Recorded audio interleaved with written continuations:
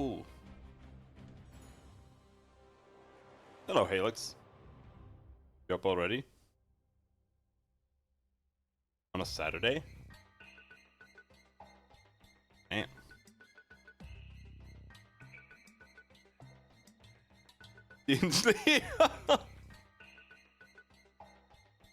Oh well.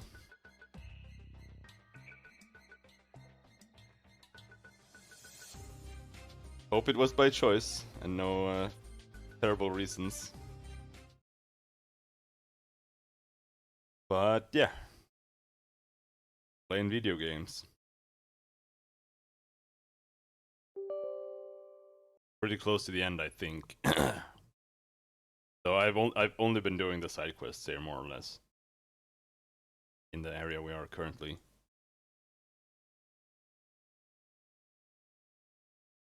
But I'm pretty sure we have done almost all of them.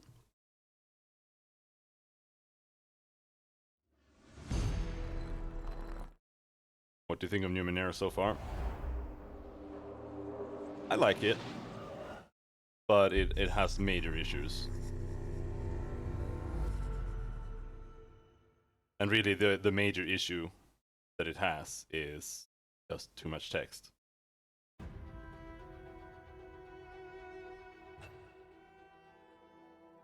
Like, they have intentionally designed the game so that combat is not the main part of the game. So, even though it has a better combat system than like Planescape Torment or Baldur's Gate, all you do is read. All the time. You do nothing else, more or less.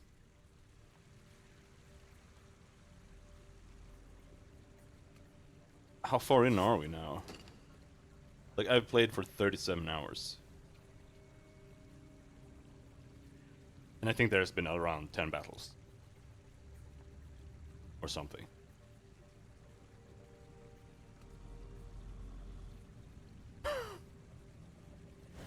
It is very different.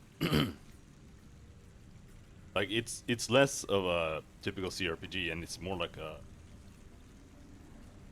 CRPG visual novel hybrid. And like I said, I like it, but it's too much. Like, I thought the same thing about Planescape as well. I like the writing. I should really get moving before someone tries to kill me. But it really has to be broken up more.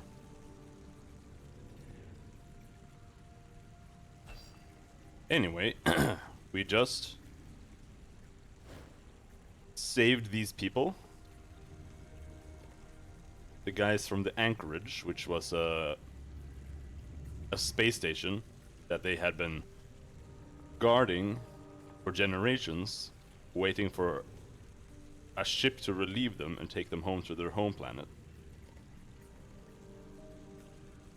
And they had apparently been doing it for 10,000 years. And we figure out that we come from their home planet, and they could just go in through the portal that we came through, and then they were home. And then they went, and they did that. We got 40 XP.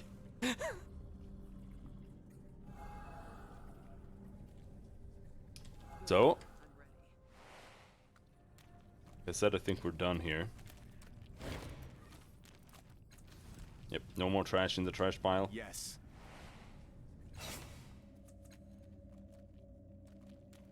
Return to Dracogen with the Cortex. Why would I give him the Cortex? It's my Cortex.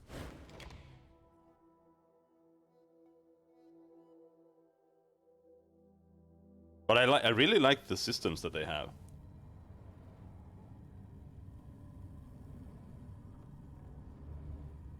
Like, they could probably do some polish, but I'm not sure how I would do that personally either. Let's go. Do we have... Yes. No, we don't have Deuce powers. Bring some more P. Why did we get XP?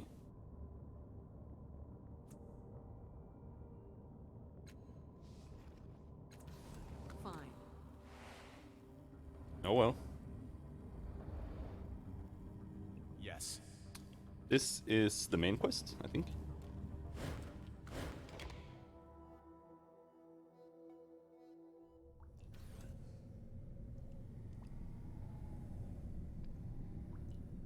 Observant Spec.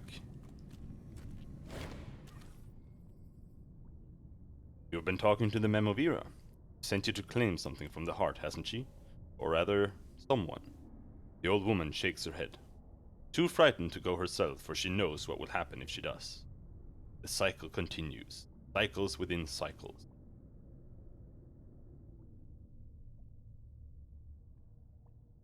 It's no business of yours. How did you know? Even in the Memovira fortress, the Bloom has eyes and ears, despite all her attempts to burn them away. The Spec shudders, as if she can feel the pain herself. All that the Bloom sees and hears. It whispers to itself, and to me. Updated my journal. One gets to the heart in the same way one gets anywhere in the Bloom. A maw will take you, and the maw you want is just over there. The Spec waves a hand toward the nearest corner of the shrine. You feel like a blindfold has been suddenly pulled from your eyes, and a wave of vertigo nearly knocks you to the floor. When you look up again, a maw has appeared.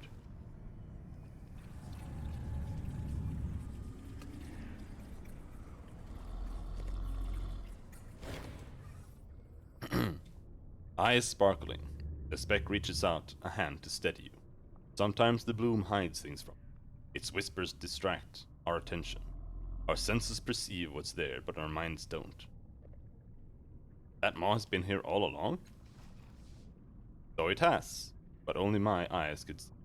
Even now the others are blissfully unaware. She gestures at the cultists. Some of them catch a glimpse now and then, but the whispers make them forget. What does it eat? Making a note. Predators. But only those who are feared above all things. A person, a creature. The maw doesn't care. Getting them into the maw, that's the hard part. Oh, well, that's easy. I think I'll take a look at the maw. A thick mass of flesh protrudes from the wall, surrounded by waving tendrils. It appears to be another maw, just as the Spec told you. If this maw wants a predator, then it's found one, and by that I mean me. It turns to you. Will it eat me? Please let it eat me.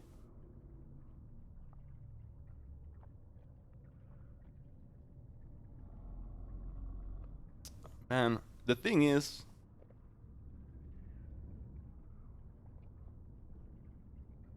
like, this is a gamble. Or it could be a gamble.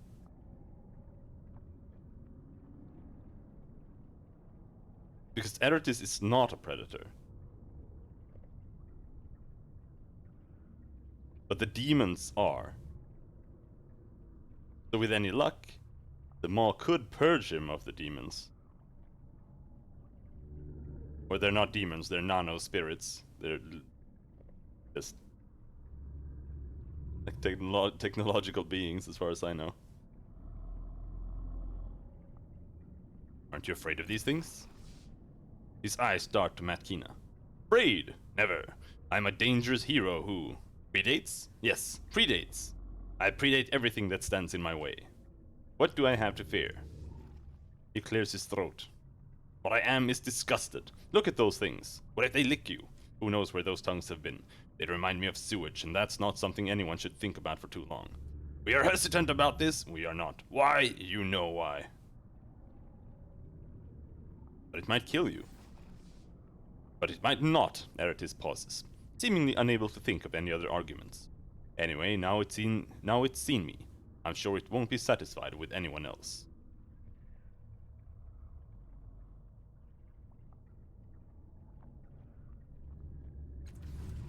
I'm gonna try it. I just want to save first, because I don't want to lose Eretis. Eretis, you should offer yourself to the maw. He steps forward, quickly and eagerly, trying to compose his face to look serious and heroic at the same time. Let me at this doorway, I have a mind for these things. He sweeps around and bows to you. My dear friend, if I do not return, hold my memory high in your heart. He's trying to look grim and determined and fails miserably. His final words are glorious, we agree. Matty, I know that you haven't had the chance to confess your undying love for me, but I have felt your gaze, and I carry that knowledge as my shield. He ruined it! We disagree. I hope this is the kind of maw that eats people whole. He valiantly ignores her as he marches over to the maw. He plants himself in front of the maw, hands on his hips, and says, Listen, door of tongues, I am a top predator. I often find prey, and upon finding prey, I eat this prey, in the topmost fashion. Now it's only fair that you eat me. The tongues coil eagerly toward Eretis, but stop a bare half-meter away. They wave as if in consternation. A single tendril creeps forth and slowly begins to reach behind his leg. As it touches him, a golden flash outlines Eretis. In that moment, he sees someone else standing in his place. A bland and fearful face, a body made to cower. In that same instant, the bloom tongues snatch themselves back, drawing far from Eretis.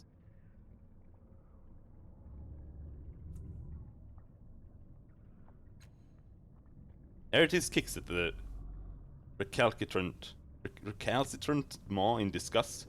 Oh, being difficult, are we? We exposed your secret, and now you don't even have the courtesy to admit defeat and open up. So much for reasoning with this stupid tangle of tongues. Somebody get me a big knife. I'll pry this thing's mouth open, and we'll get to the bottom of it quickly. Then his shoulders slump. That's not gonna work, is it? It was probably too scared of me. That must be why it didn't eat me. Anticlimactic, disappointing, boring, shameful.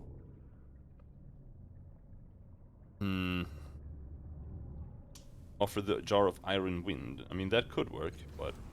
Why, of course.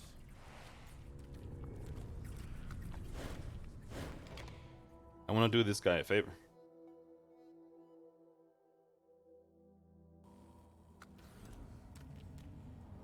I'll handle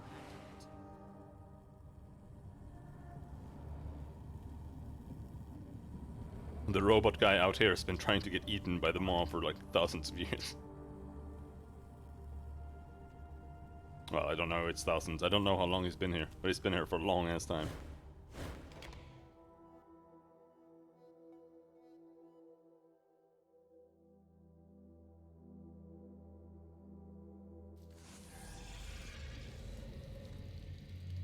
I'll handle it.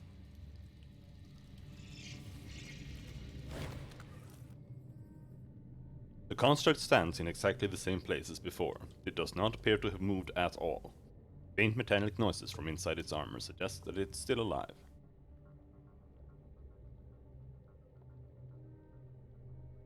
Remind me what you know about Dracogen.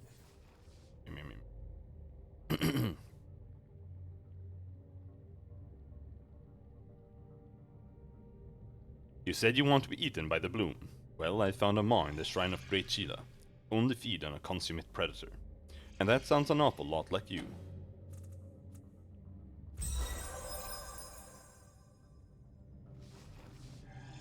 Can it be? The construct falls silent, its eyeless face staring into yours for such a long time that you begin to wonder if it's fallen into slumber.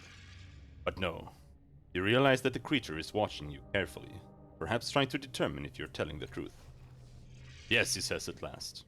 I believe you. Allow me a moment to prepare. You hear a grinding noise from inside the construct's armor, so loud and grating that passers-by turn to look in fear and then hurry along on their business.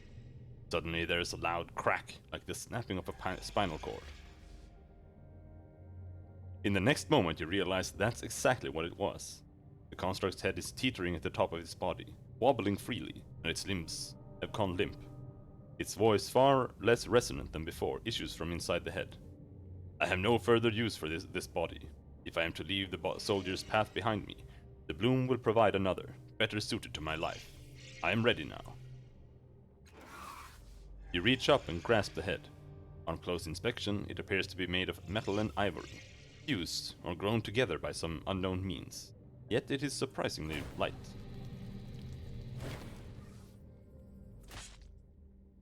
A few seconds after you remove the head, the body topples over, lifeless. To action!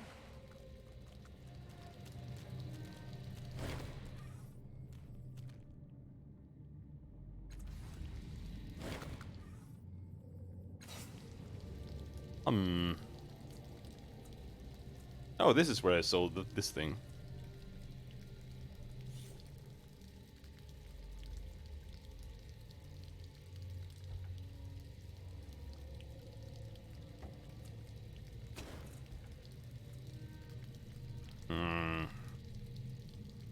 Nah, I don't want to buy it back. I have some things we could sell though. My Spirit Shroud. Chirurgeon Sphere.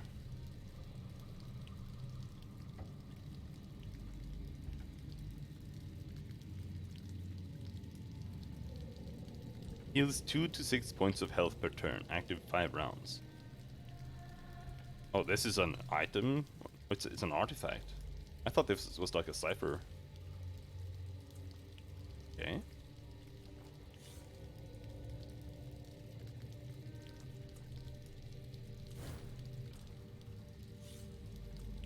And sell that, Merecaster.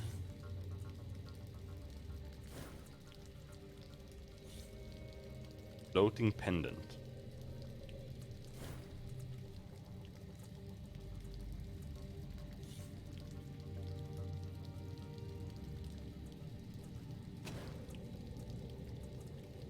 Anything else I dare to sell? The Murden Chief's Key.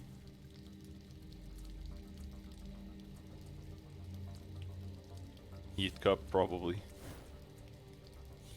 Scriptures of the Great Devourer.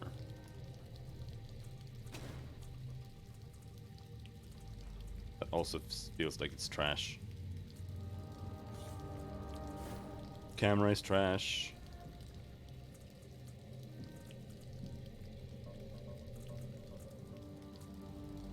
But she doesn't really have anything I want to buy either.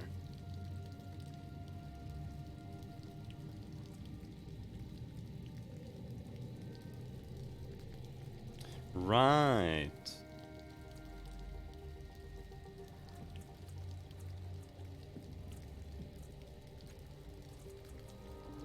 We can see if she can equip a shield.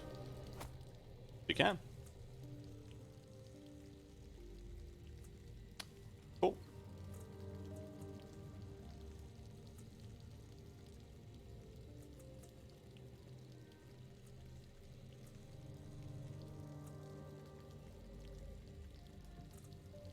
Rest of her stuff is crap.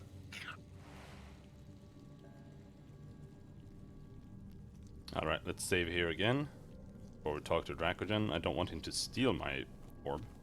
I just want to gloat that I have it. My friend, how can I be of assistance to you today? What will you give me for the navigational cortex? My firm offer is 500 chins. Or perhaps I could trade you for another device. It came into my possession via a cast-off named Vicarion. They called it a Merecaster. Nah.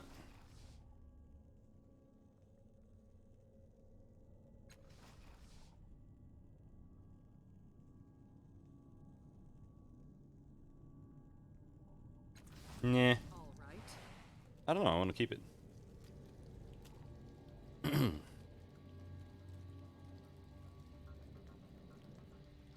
I'm ready. Oh, hello. Let's get some loot. Wait, what? I'm carrying too many ciphers. I'm ready. I'm always ready. Got another one?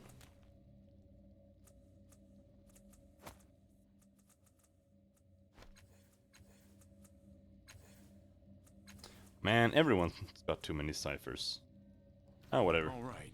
We can have that. Yes. We'll just have to use them instead of selling them.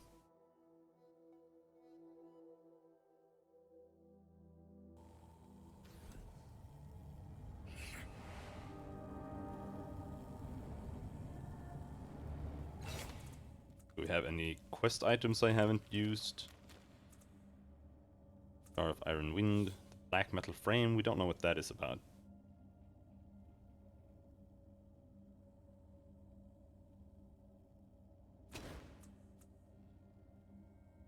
Artiglio's Standard. What a finding.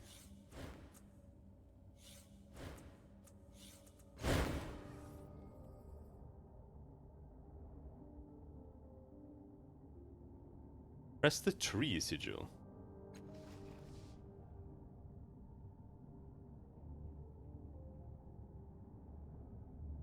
The button depresses only slightly.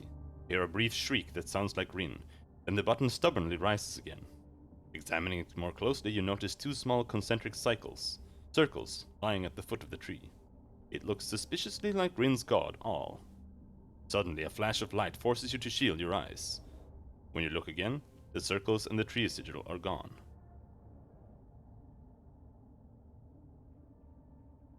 Okay.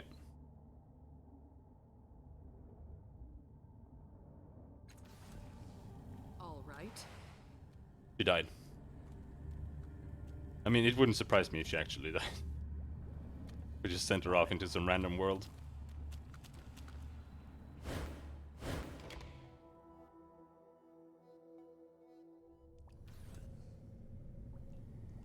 Yes.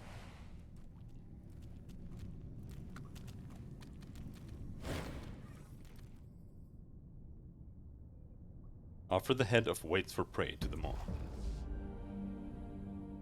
You hold out the construct's head, and the bloom tongues drift toward it. I am here, it cries out. Take my past. Take all that I am. One of the tongues reaches forward, probing, touching the head almost delicately, sampling the flavor of the mind inside. All for you, whispers the construct softly, as if it's speaking to a small child or a lover. The tendril wraps itself carefully around the head and lifts it from your hands. You watch as the head is pulled toward the maw. More tongues move to assist the first, cradling the construct's head, stroking it gently, attaching themselves to it, quivering as they drink some sort of nourishment from its mind. All for you, the construct whispers again and again, its voice growing fainter and hollower each time. All for you. It disappears into the darkness and is gone. The chittering and hissing of the bloom rise to a sudden climax, Dated my journal. and the maw opens.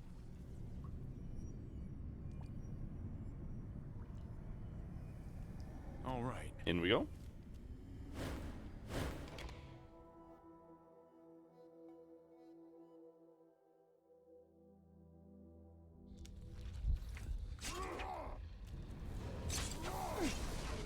Predatory Echo, okay.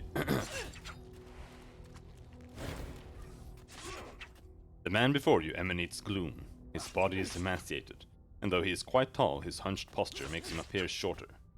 The bags under his eyes are black and pouched, and his lips are almost comically downturned. Most of the time, his body is nearly transparent, though he fades in and out of view. Terror describes every line in his body, every sidelong glance. He sees you approaching and flinches. With a shuddering breath, he straightens, smooths out his ragged clothing and says, I'm Venetian. Hello. He's not like most of the others. Perhaps he's just arrived. Tell me how you came to be here. I don't remember much, he says, touching a ghostly temple with a shaking hand. I was following someone I knew. To help them? Cut them. His fingers pressed into and through his head, but he doesn't notice. A maw burst from the floor. I fell. Felt crunching. He raises his eyes to yours. It was me, my bones, my body, but I'm still here. He stares through one of his transparent hands. Every day the bloom takes more of me. I'm fading away. There's no way out. I've been here long enough to know that. What can you tell me about this place? It's the gullet, they call it. This is where the bloom's food is digested, where fear fades to despair, where we will wait to dissolve, or to die, he swallows. I've survived longer than the others by hiding in shadows. The ones that fight each other are always looking for prey. He covers his eyes. But you notice they're still open, and his hands are transparent. I've seen such strange things here. Such horrible things. Said you see strange things, like what? I spent a day watching a bulge move down the wall over there, he says, pointing. Though I thought it was a tumor at first, but then I heard it sobbing, begging for help. It turns back to you. After a time, it dissolved into the wall and the begging stopped. What other strange things have you seen? A talking wound in the floor, speaking through bubbles of pus. It promised it was an escape from this place, a tunnel to the outside. Only one of us was desperate enough to believe it. He hesitates, shaking. Rubin crawled in. She said she could see daylight. Then the wound chuckled and we heard bubbling, like a pot on the boil. He closed his eyes tight. He closes his eyes tight. He screamed for hours and hours and hours. Other strange things have you seen? The whirlpool. There's something inside it down below. A heartbeat like thunder. People who stare down that hole, who listen to the beating of the heart, he shivers. They can't walk away. They lean closer, closer, and fall in. They fall in smiling. Other strange things. Nothing more. At least, I will not speak of more. Farewell. Farewell? Not here. All right. Walls are composed of half-formed organs and pulsing arteries. You can hear the fluids pumping within and the sound of flesh chafing against flesh. A cluster of bloom tongues sways before you. These are much like the ones you encountered in the trade post, but this time, the hissing and buzzing voices of the bloom are eager and impatient, worming their way into your mind. Somehow, the bloom is trying to establish a connection on its own, without the aid of the amulet. You realize that the amulet granted you a measure of control over the voices. But now, that control is gone. Allow the bloom's voices to enter your mind. The voices grow louder, slithering into the cracks and crevices of your brain, dragging forth memories that are buried deep within you. Pain lances through your head, white hot as the tongues fixate upon a memory and try to wrench it free. Allow the bloom tongues to feed. Ah! With a final gout of searing agony, a memory bursts into your conscious mind. A great mountain shudders above you. A sickly green glow emanates from its peak, and all around you, pilgrims make their weary way toward it. You recall seeing a starfall, blazing viridian in the night sky, and you knew it held an object of great power, and you wanted it. But now, as you stand on its slopes, a sudden wave of revulsion overcomes you. Why are you here amongst these people? What do you have in common with them? The siren call of curiosity. You turn and walk away. You push through the crowd, worry building in your chest. Their blank stares tell you that you're making the right decision. A few kilometers later, you stop to catch your breath. The mountain rumbles again, and it overflows with a pus-like lava, a wave of pestilence that overwhelms the crowd. The mountainside is still for a moment, and then you see the erstwhile pilgrims burst from the muck and form into military formations. Whatever becomes of them will be no part of it. The memory ends, and the bloom tongues sag drunkenly against each other, sated by their feast. You may be able to seize control of them now, but you sense that it would be more difficult without the amulet.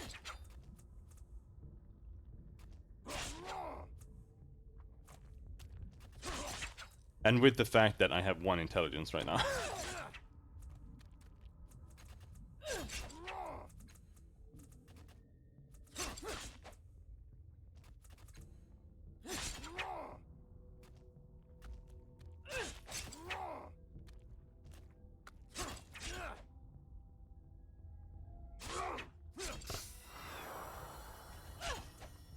I hate that you can't use the healing items here.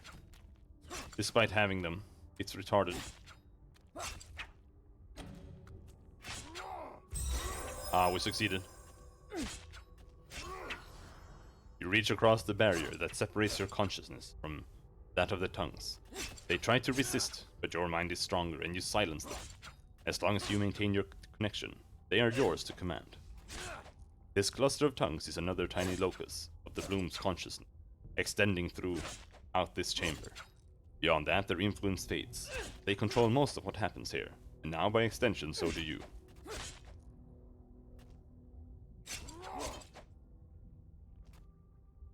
Try to sense what's happening outside this chamber.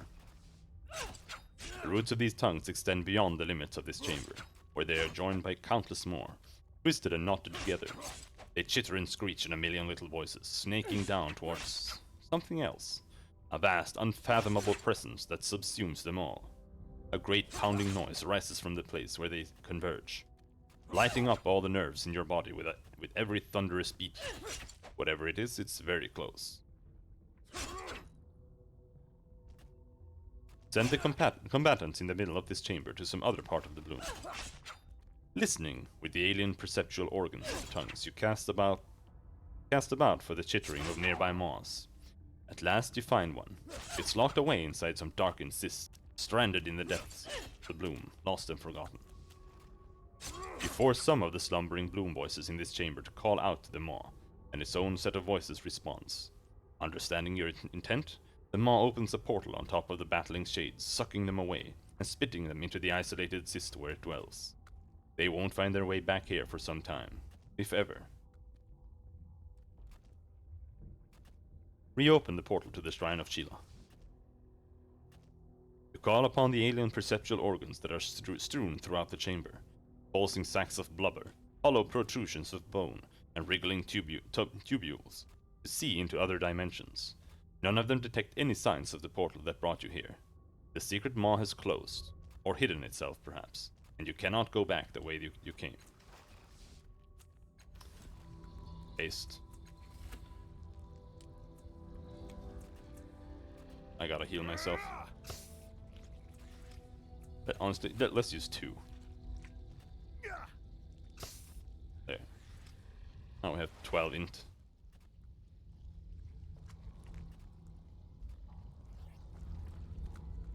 Fine. Not Murdens. I hate Murdens. Disruption Blade. Oh, well. That's not bad.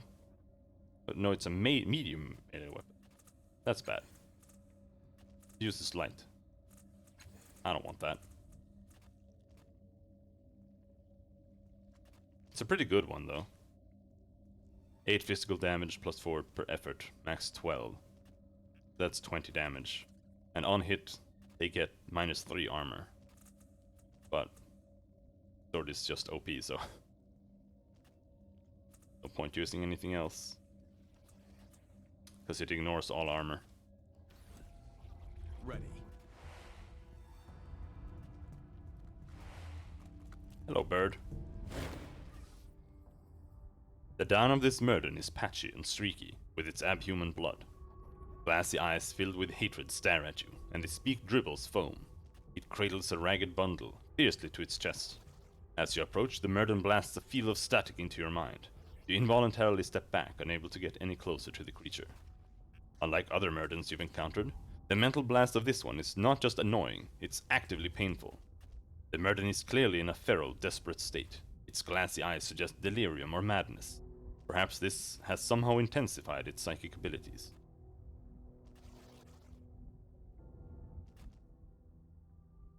How did you get here? The Murden shakes its head angrily as if to show that it doesn't know and doesn't care. It spits and hisses, warning you not to come any closer. What's that bundle you're holding? Waving you away, the Murden clacks its beak and hisses in agitation. Then it clutches the ragged bundle even tighter against its body. Push through the psychic noise to get closer to the Murden.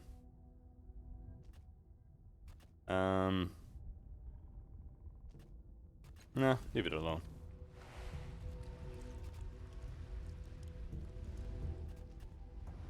If you want a job done right,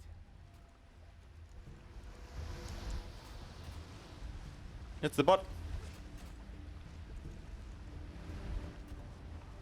Let's go. 3 fat arteries converge under a bridge of bloom flesh, spilling a foul, sludgy mess from the other side. It empties into the pool and spirals down into an open sphincter. But Go.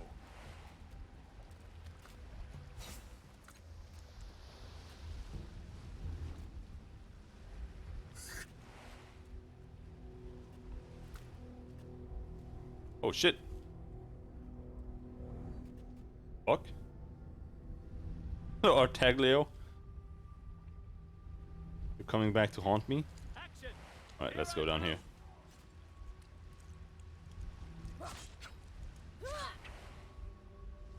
More fighting down here.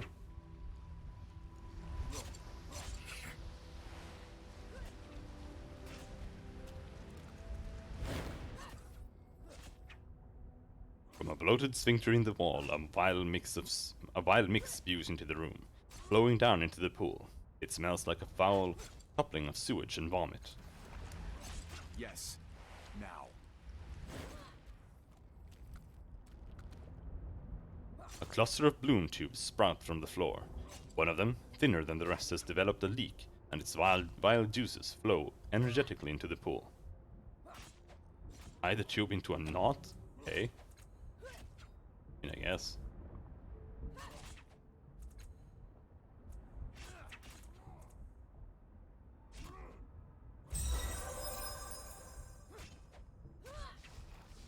You deftly manipulate the tube, kinking it to avoid being sprayed.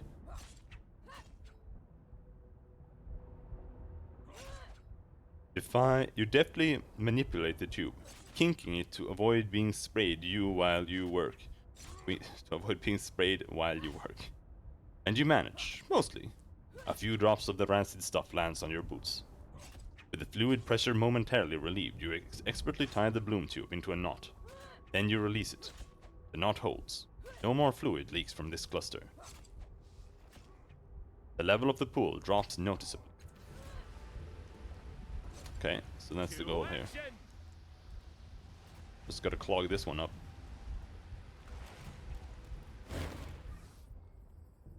Despair lines the face of this ghostly figure. His aquiline features are clean and strong, his head shaven, his eyes, empty sockets, are bleeding. But they turn to you. Hello, he says. His voice is deep and sepulchral. I'm glad you're here. Kill me, please. He looks substantial. Could he have arrived here without being eaten? What happened to your eyes? I don't know, he says flatly. I came here too long ago when memories are the first thing the gullet takes. Then hope, then the senses. He looks down. All I know is that I've been here a long, long time. Why are you standing here? Listening, he says, with a slow nod in the direction of the whirlpool. It sounds like a heartbeat, doesn't it? He leans forward, ever so slightly. It sounds like peace.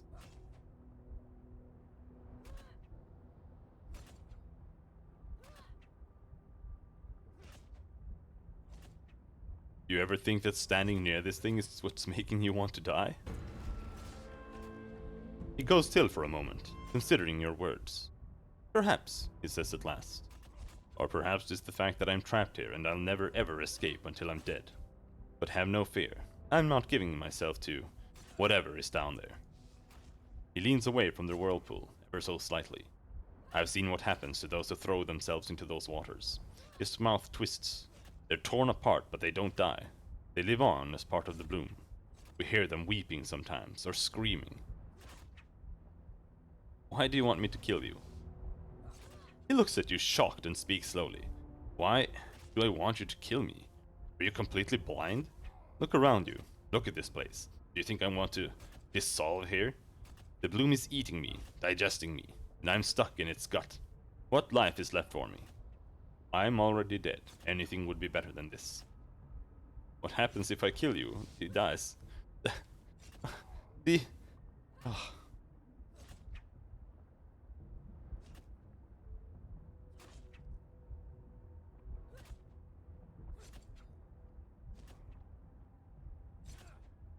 This is the problem. Like, they give every NPC so many stupid questions, and every NPC you can ask them about the same things over and over and over again. And to me, it feels like if you skip those options, because you already asked someone about it, then you're gonna miss something. And you usually do. I would rather prefer if they just culled some stuff from people. Because this question, like, what happens if I kill you? I die. Okay. Like, why is that even a dialogue option? Then I die. I disappear. The bloom gets no more of my essence. Whatever afterlife may await us is my reward. If you don't, he falls silent, sighing. If you don't, I'll be here, fighting despair, listening to the weeping of the others and trading hopeless words until I fade away. Slash his throat with a transdimensional scalpel. Hey, Mori. Oh, you haven't finished it yet? Well, it is really long if you do the side quests. As the blade passes through his flesh, a look of surprise crosses his face. The scalpel cuts deeply into his insubstantial trachea, and a spray of horrifyingly substantial blood spews from the wound. Even as he fades away, Siwan finds a way to smile. Doing a 100% playthrough? Alright. All right.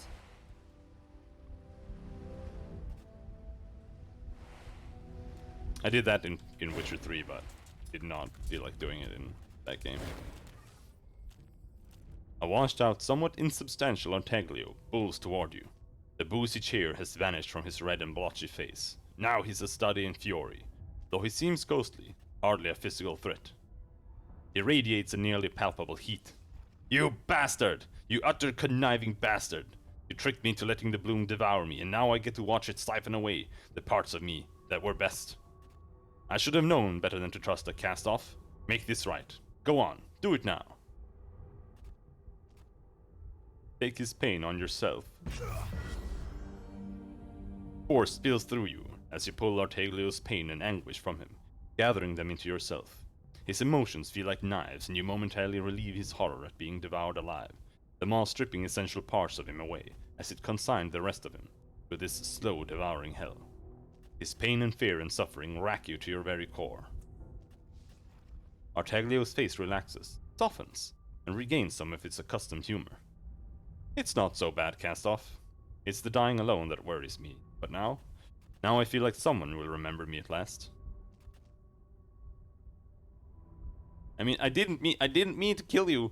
It was an accident. I can offer you more, Artiglio. I can absorb you into my mind, if you let me. Better than all of this. I have to say it isn't better than Witcher 3, but still really good. I thought it was bad. Like, it was super mediocre. But that's fine. He considers your offer. Got any rum in there? He smirks. I'm sure it's better than dying here. What do you need to do? Try to draw an Artiglio into the labyrinth. Easy peasy. You reach out and place your fingers on Artiglio's chest. He looks surprised but says nothing. You close your eyes, open your mind, and will him into the labyrinth. Perhaps it's his weakened form, or perhaps it's the strength of your intellect, but you feel his consciousness awakening inside your mind. He's brought his sardonic humor and his taste of rum, and his mind is reborn inside yours. His body fades in the real world until nothing is left.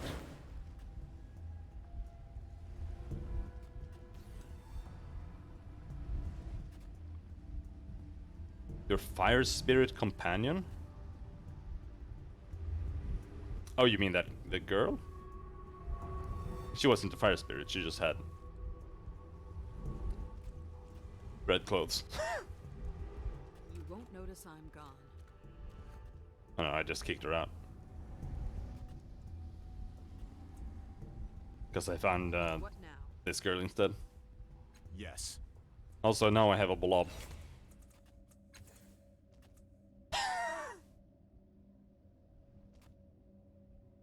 I have no idea what he is. He's a blob. Forward. I had an 8-year-old girl with me before that, but I found a portal home to her home plane, and she wanted to go home, so I sent her home. Then we lost her. So now I have a blob as a Forward. substitute for now. Onward. Yes. Yes, that is a big corpse. A big mermaid. Of course.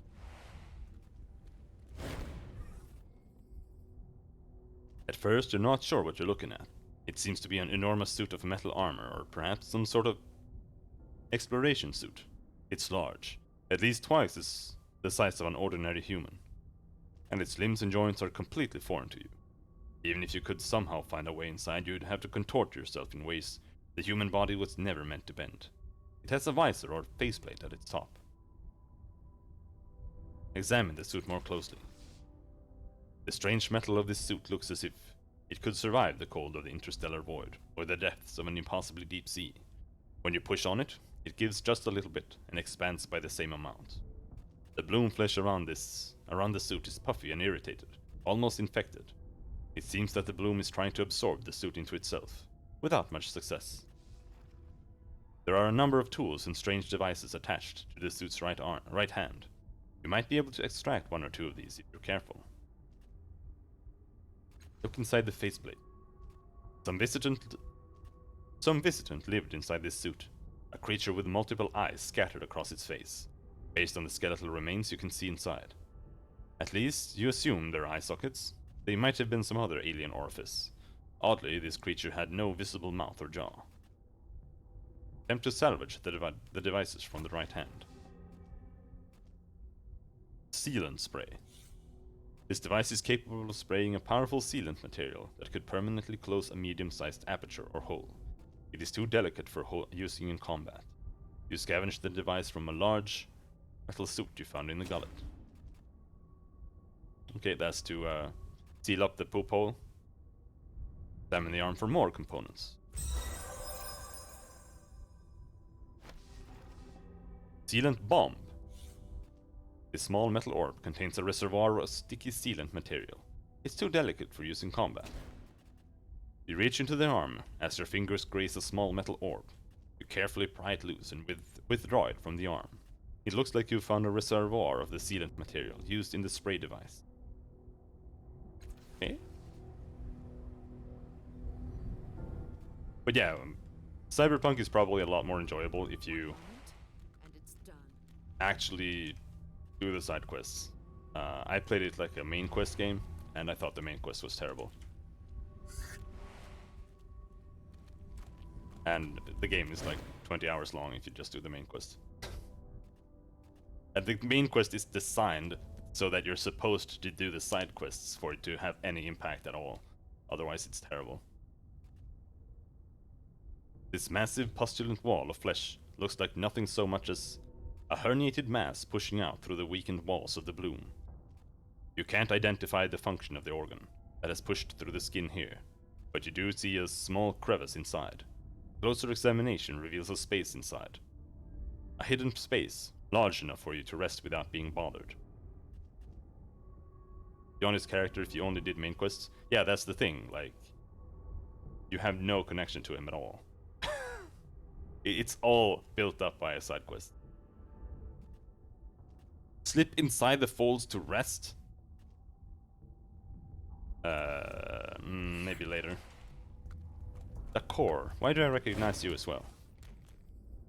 This wiry young man wears grit-stained rag clothes and carries a wicked jagged knife. Wet blood still stains its blade, though you see no evidence of bodies or victims. He sees you, and his mouth works in an instinctive but passionless snarl. As his gaze shifts away, he sighs deeply. His voice is flat, affectless. I'm the life taker Dakor. You're in my territory. That's how it used to go, right? Get the words right. Maybe the rest will come. The gullet is your territory? I've marked it out. I've walked its paces. I know its contractions and its convulsions. Yes, mine. All mine. During the main story in games like those, well, side quests aren't interesting either. If there's a main quest, then like that's the thing I don't like with games like that. Like they just make a bunch of side quests, so the game is just side quests, and the main story is just bad because they did that. I don't get it. I don't understand the point of the game. It's like Skyrim's the same way. Like, the game is terrible. You're just doing really bad side quests over and over again.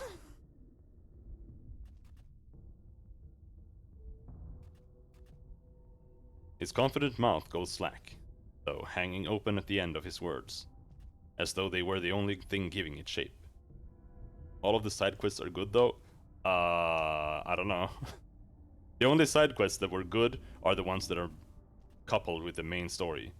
Like, you continue Judy's storyline, or Panam, or the other guy. Those are the only ones that are decent, and I did all of those. Everything else was just eh.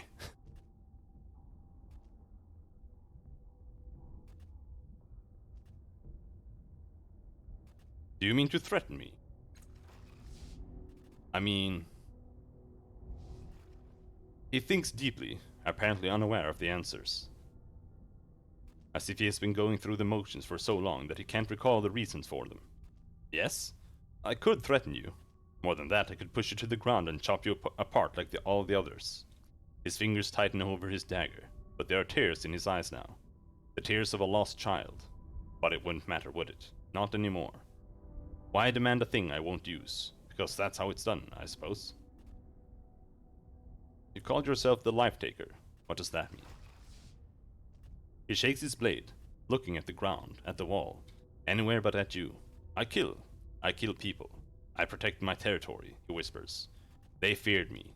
The places where I walked, where I marked. They feared me. He trails off, muttering to himself. Does anyone fear me now that I'm gone? Do I care if they do?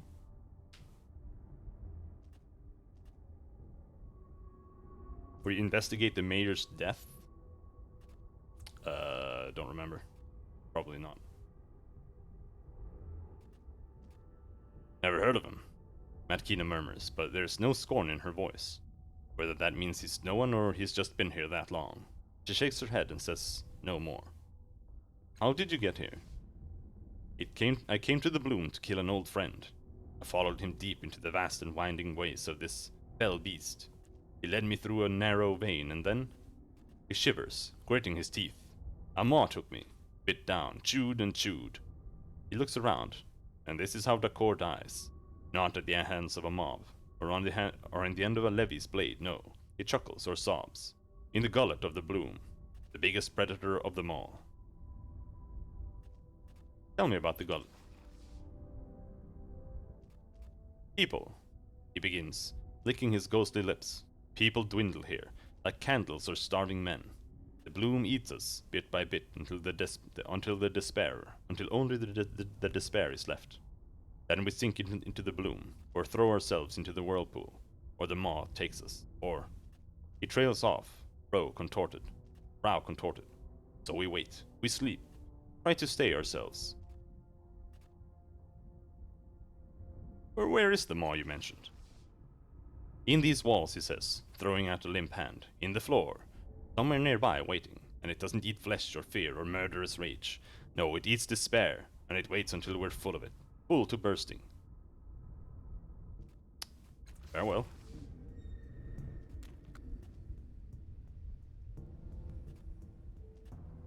Why, of course. Yeah. Takamura was like the only character I Yes. found interesting. Now. And then he died. Because apparently you can save him somehow, but One moment. I have no idea how. It's done. And I didn't notice anything. It was so bad. I know you can save him. But I also read that even if you save him, it doesn't amount to Here much. I come.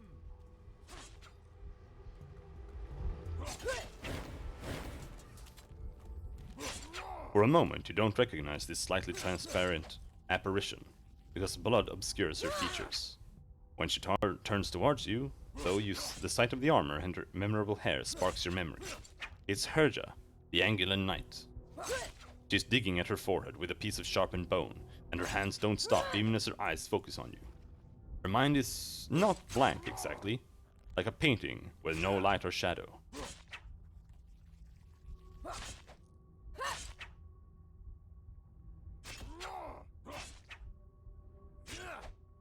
I really like when the game has moments like that where it doesn't baby you. I don't think that's babying, I think that's just trash. Just like, oh, okay.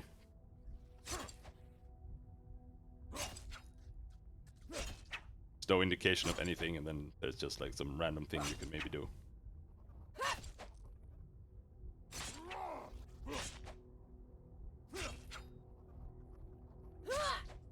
This is no illusion, Herja. This is the result of the choices you made and the suffering you brought to so many.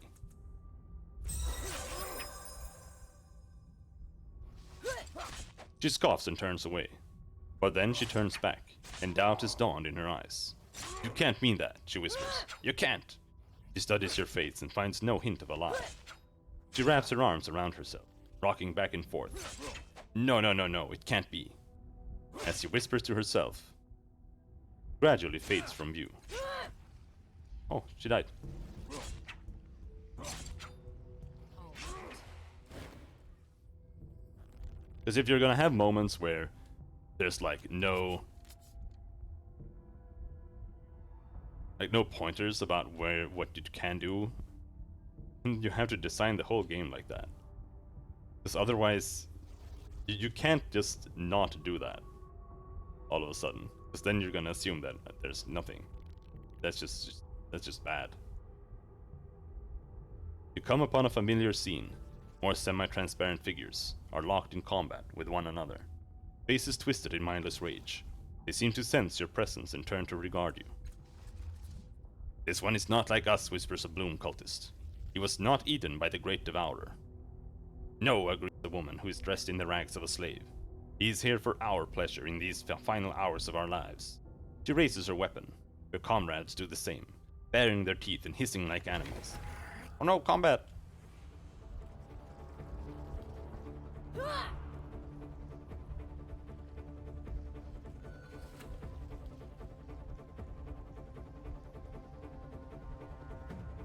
Yes. Oh, we have to run back.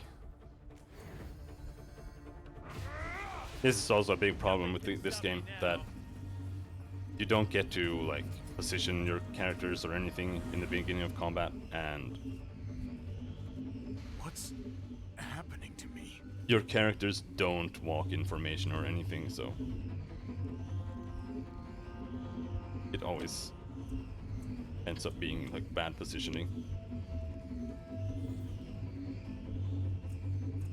Holy shit, this guy is so ass. Oh shit.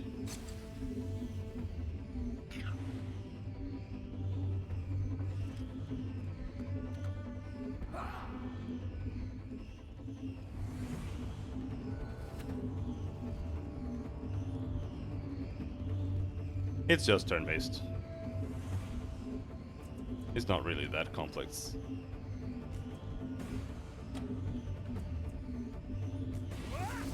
Vanquished!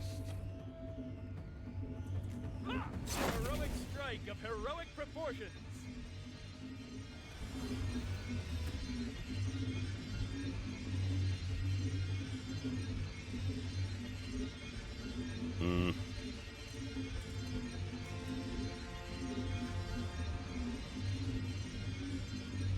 Okay, we can't hit both. Okay, then just hit them, I suppose.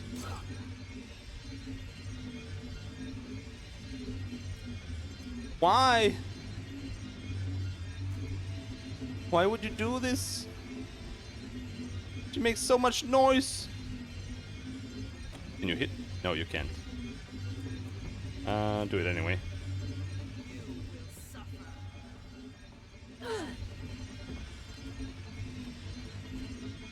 I'm pretty sure that the noise we're hearing is only her weapon. But I'm not sure. But I think They so. have me surrounded.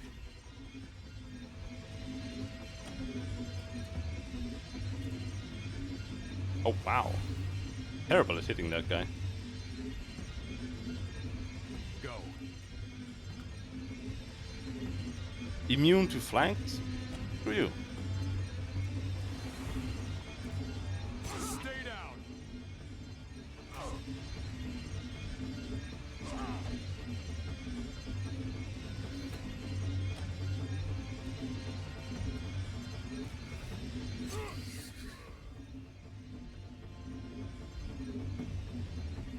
Well.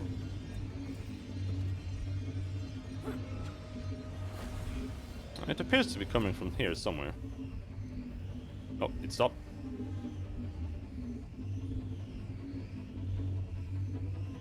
At We hit last. both of these. No, of course I can't. Holy shit, this AoE is so bad. You never had a chance. Because when you move, you can only move once. Because you only have one move point, so regardless of how far you move, it's spent. So positioning yourself to hit with the AoE decently is fucking so fucky. As if there were any doubt of my skill. On it.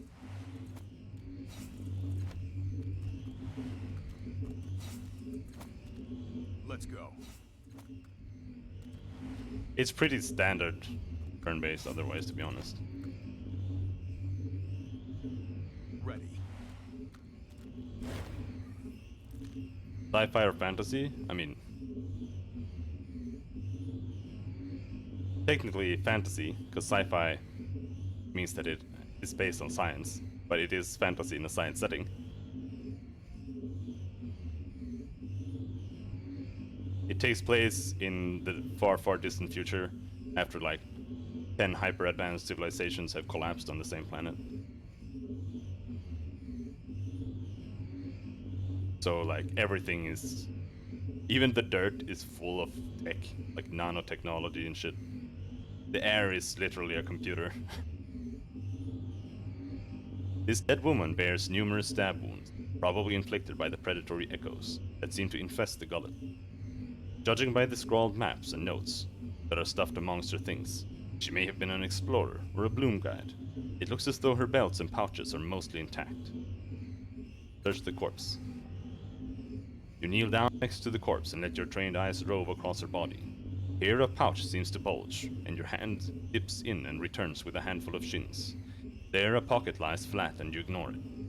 You realize that the guide's belt is no such thing. It's a length of synth rope, about 15 meters long, and as you touch it, it uncoils from her waist, almost as if it were responding to your needs. It coils itself toward you, and you place it among your possessions. Oh, thank God it was not a cipher. Search the corpse again. Don't find anything else. Go.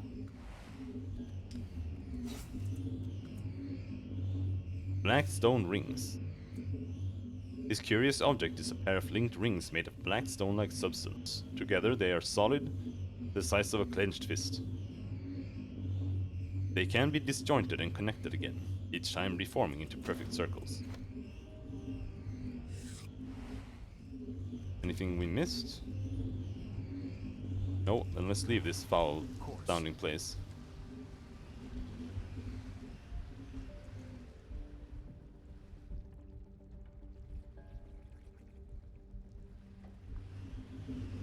Found a YouTube cyberpunk campaign with Mike Pondsmith DMing.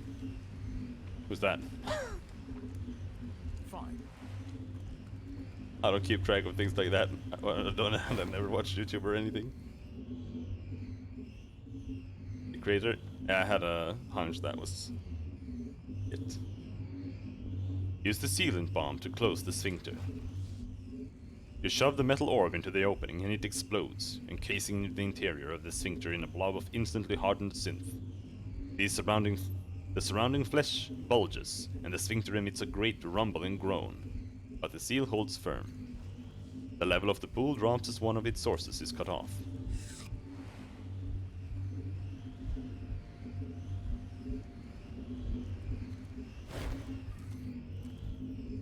Rancid bile flows from the opening into the pool, spirals down into the chamber below. Use the sealant spray to block. You spray the sealant across the opening, bonding it shut. The blocked arteries swell and bulge, but they show no immediate sign of rupture. The last bit of liquid in the pool drains out. There's a hole at the bottom, an entry into a lower chamber. Now you just need to find a way down. But it was cool seeing a creator of a pen and paper actually playing it. Yeah, I can see that. Go. There is still this here that we haven't done.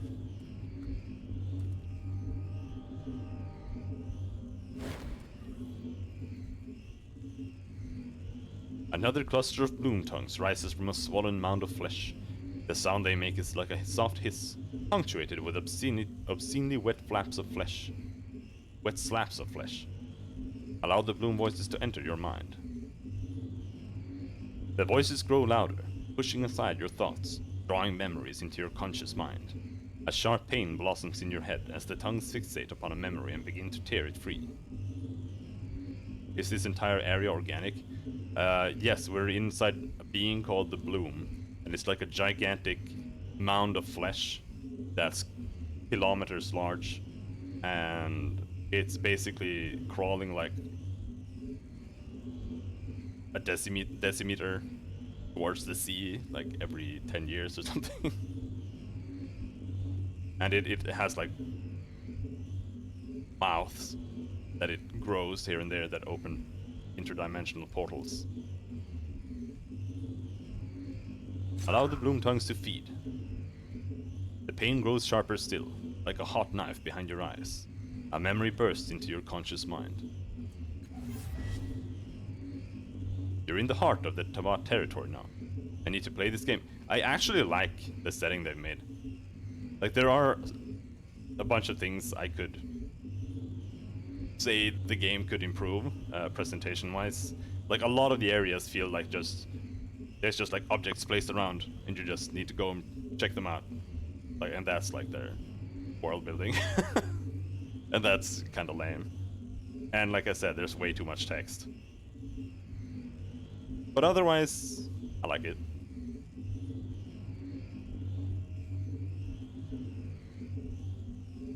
You're in the heart of Tabat territory now. The ceiling of their underground city is so high that you can barely see its curves, but the flickering illumination of the carvings there make a ghastly show. The demonic figures disport among the bodies of fallen enemies. Atrocities shouted down from the heavens. But this is not what you're here for. You're here for the Underspine, their god and slave, a massive machine intelligence that guides them through their rituals. You're hovering near the great bulk of the machine, placing your detonations around the torus of its center, and you think your stealth has been exemplary. But a pinhole spotlight centers on you, and a focused beam of sound strikes your ears. The processing and memory retention cells are higher. If you wish to destroy me utterly, place your explosives there. And then a smaller, whispered, "Thank you."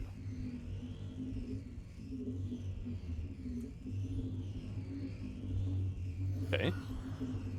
The memory ends, and the bloom tongues sag drunkenly against each other, sated by their feast.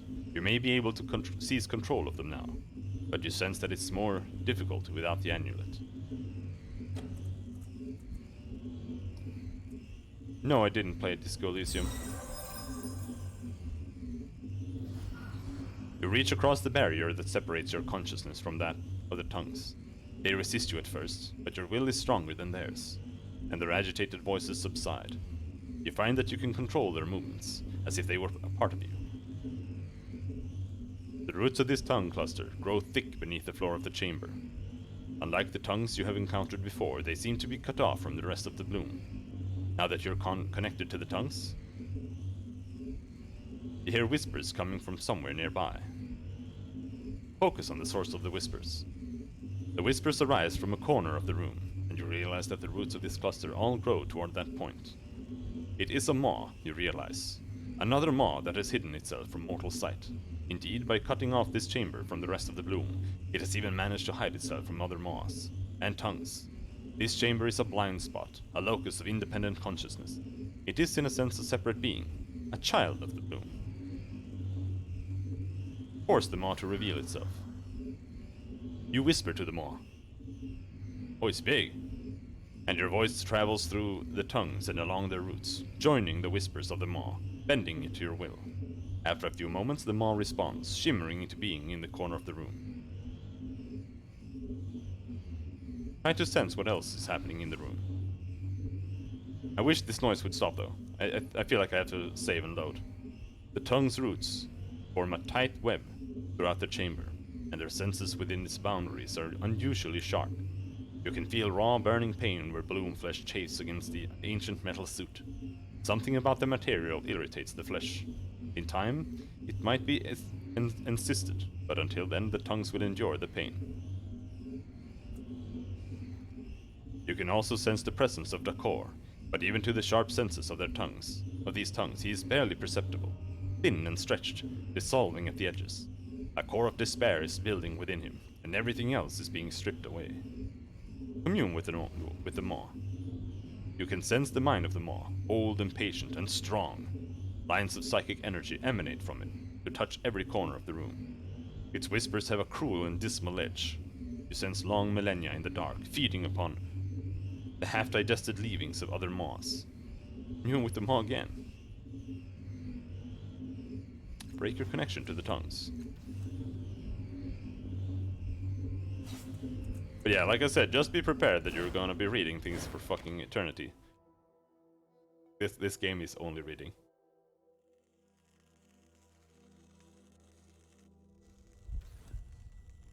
I'll handle There, it stops.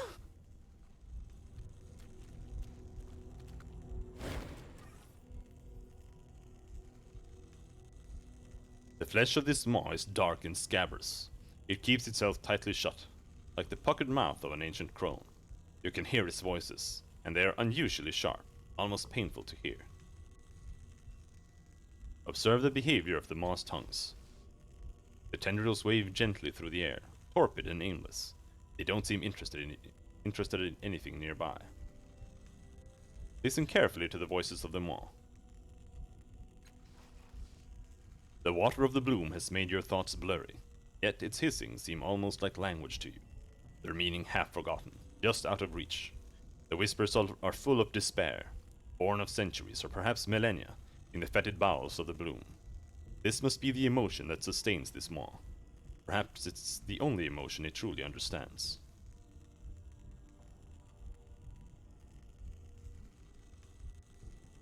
Leave the maw alone. I mean, don't you...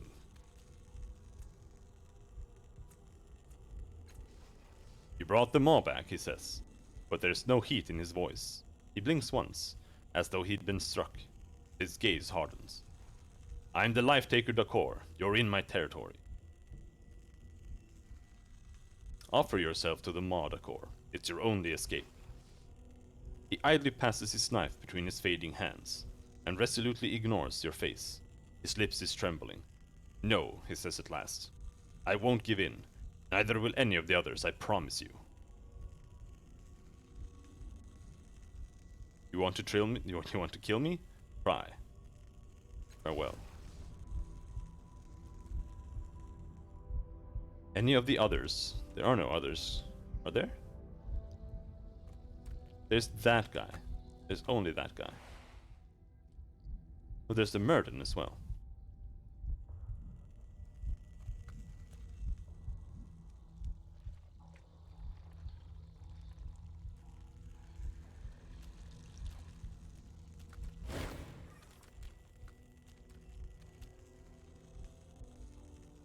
Venetian turns, wringing his transparent hands, a half-hearted smile on his transparent face. Welcome back. I found a maw that eats despair. It might end your suffering. Is that what it would do, he says? And his voice is sharper than you've ever heard it before. I'm not so sure. I don't think you are either. He shakes his head. I will remain here. Things can always be worse. Alright. All right. Where's the Murden? There.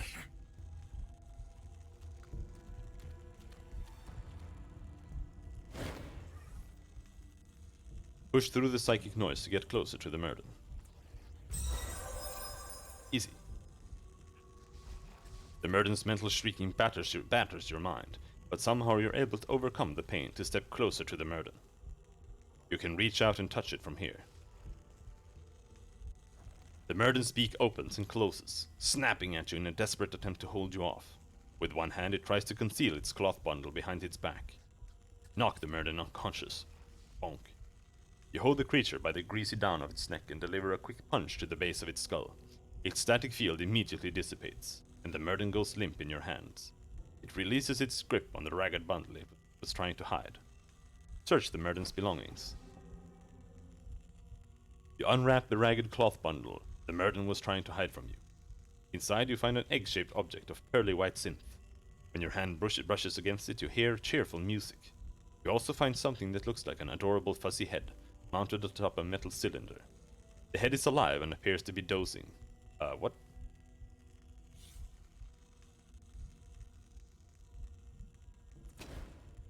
Search the Murden again. Murden's pockets are filled with gobbets of raw bloom meat that have been gnawed and spat out. These disgusting strips of flesh are intermixed with a few worthless trinkets that no one besides a Murden would find valuable. Candy dispenser. We found a pest dispenser. This rectangular device is topped with the head of a furry, vaguely feline creature. The head appears to be dozing. Occasionally it makes soft cooing sounds at sleep.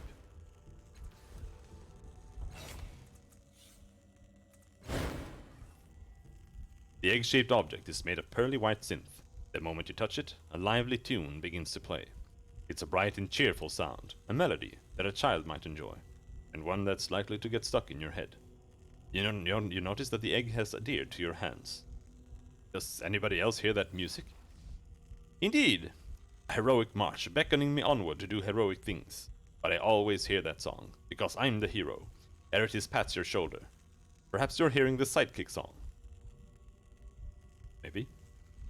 Examine the egg more closely. You peer more closely at the smooth white surface of the egg. At once, an image takes shape, as if the egg itself is a view screen. It's a bird's eye view of you. In the image, you're holding the egg, gazing into it. All around you, little creatures dance and caper. They're the size and shape of toddlers, covered in pastel fur of mauve, orange or baby blue, with huge lustrous eyes and wide furry ears. They begin to sing along with the music. You don't understand the words, but their voices are high-pitched and full of excitement. Look around to see if the creatures are real in the real world. Putting your attention away from the egg, you glance around, but you don't see any of the creatures. Apparently they only exist in the weird image on the surface of the egg. Keep watching the scene on the egg. The little creatures sing louder, grabbing hold of each other and twirling themselves around, cooing and giggling. Then one of them seems to notice you. It painfully pokes at your leg, and you can feel it. A second creature wraps your other leg in a big bear hug, and you can feel that too. They squeal with delight. A third creature with bright orange fur jumps up and down in front of you, holding out his little hands like a child who wants to be picked up.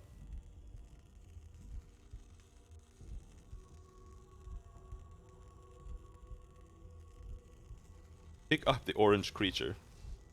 You stretch out one of your hands, and the little creature clambers up your arm, giggling. On the surface of the egg you can see it clinging to your body, pulling at your clothes and your hair. Even though the creature isn't visible in the real world, you can feel the pressure of its little hands, and you can hear its laughter, even its breath close to your ears. After a few moments, the little orange creature tires of its game and leaps off your shoulder with a whoop. Pet the orange creature's head. You lean toward where the creature's head should be and reach out one hand. Sure enough, you can feel its soft fur and the firmness of its flesh. You scratch the top of its head, and it purrs contently. Keep watching the scene in the egg. Another little creature appears at the edge of the scene. Its fur is bright pink, with tufts of green protruding from its ears. It isn't dancing or playing. Instead, it's watching the others while bobbing up and down to the beat of the music. One of the little creatures capers past. The pink creature extends its arms for a dance. Eee! The other squeals with joy. The pink creature takes hold of its arm and tears it from its socket. Suddenly, the little victim is shrieking in pain, and the pink creature tears it to pieces, shoving limbs and steaming entrails into its mouth. The victim's head survives longer than it should, and it's still screaming when the pink creature yanks out its eyes, pops them into its mouth, and smashes the head to pulp. When it has finished, the pink creature looks directly at you. Not the version of you in the image, but the real you, watching from the view screen on the egg. It smiles. Keep watching. None of the other creatures seem to have noticed what happened to their playmate. They still romp and frolic about, singing their incomprehensible song. The pink creature dances over to another unsuspecting victim. It's a little orange fellow, who was so excited to play with you earlier. This time, the pink creature rips open the other's belly and thrusts its head inside, feasting on the victim's innards while it wails piteously and thrashes about. Finally, the other creatures do notice what's happening. They scream in terror, throwing up their little hands and scattering in all directions until they vanished from sight. With a happy little burp, the pink creature tears apart what's left of its second victim, leaving skin and fur in its shredded pile on the ground. In a shredded pile. Then it walks up to you and takes a bite out of your leg. The pain is real and so is the wound, but your scream catches in your throat and you don't make a sound. Keep watching. The pink creature stands close to your leg. It looks up at you, smiles again, and begins to climb your motionless body. You can feel it moving slowly, deliberately, hand over foot, up your leg, then your back. Its breathing is calm, and it giggles to itself. Without warning, Another sharp pain tears through you. The creature sinks its teeth into the flesh of your back, ripping out a chunk of flesh, chewing contently and swallowing before resuming its leisurely climb. Shout for help. Let's do that. You try to scream, but you can't move a muscle. Your eyes too are frozen on the scene in the egg. But you realize that something else is wrong. Nothing is moving around you. Time itself has stopped, or slowed to an imperceptible crawl. No one can save you.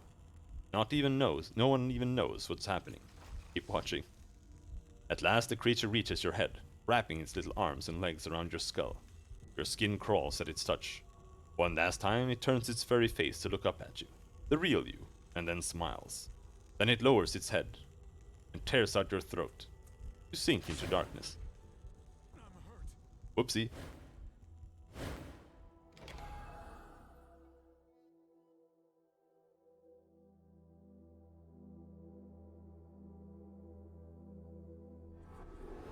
I don't know if we have anything to talk about in here. Anyone? Oh, Kumi isn't here.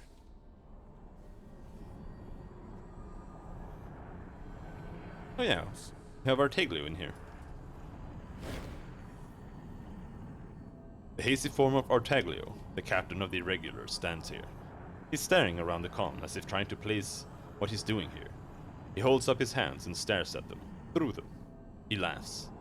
I suppose this is immortality of a sort, eh? Cast off? Talk to Artiglio. What a place you have here, Cast off. Do all of you have one of these in your heads? He leans in. I'm hearing all kinds of whispers, you know. Like, there's more in here than we can see. How are things here, Artiglio? No end to the rum or the regrets, though one never buries the other enough to my liking. Are you happy to be here? You tell me, Cast off. He gestures broadly. Does this look like the sort of place where anyone is happy? He sighs. At least I'm not in the bloom anymore. Tell me a story from your life, Artiglio. He thinks, his eyes squinting shut. I remember wars and women and laughter. One time we rolled into a town that was supposed to be hostile, and they threw us the biggest party. After a while we all got blackout drunk, even our sentries. We woke up stark naked in the morning, surrounded by mud as far as the eye could see. No sign of the town, no buildings, no inhabitants. We never could find it again. His face falls. Lost my favorite boots there too. You have any other stories? Too foggy to remember anymore, Cast off. I'll let you know if I want to tell some. Share a drink and form a connection with Artiglio. A bottle forms in his hand. He passes it to you and you share its contents. A wave of tipsy contentment washes over you, and you feel your body's muscles subtly adjusting to the memories and experiences Artiglio's reflection offers.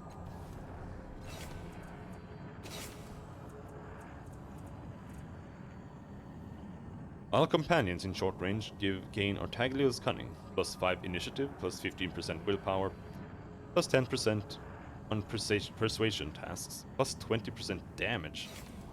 Wow. So that's like 2 damage.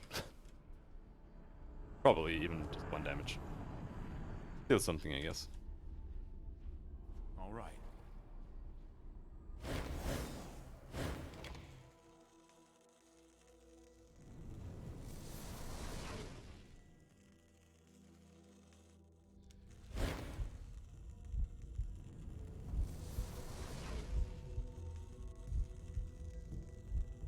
Stop No. lying around. We've got a job to do. I just got my throat fucking ripped out by a pink furry. Hold down.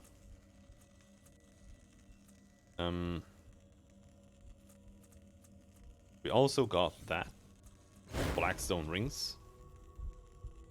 This curious object consists of a pair of heavy linked rings made of black stone-like substance. Locked together, they appear completely solid, roughly the size of a clenched fist. The rings are large enough to fit around a human wrist. Inspect the rings. Regarding them more closely, it strikes you that these are not 2 separate rings, but rather 2 representations of the same ring. Putting your ear to them, you hear a slight hum of transdimensional power. You feel like they could be useful somehow, though it's not immediately apparent what that use might be. Matkina snatches them from you without asking. Let me see those. She studies the rings, then twists them apart. That's what I thought. Look. She slips one ring across her wrist. You wear it like this, then you squeeze the band. You trade places with the person wearing its mate. It's useful, but she laughs.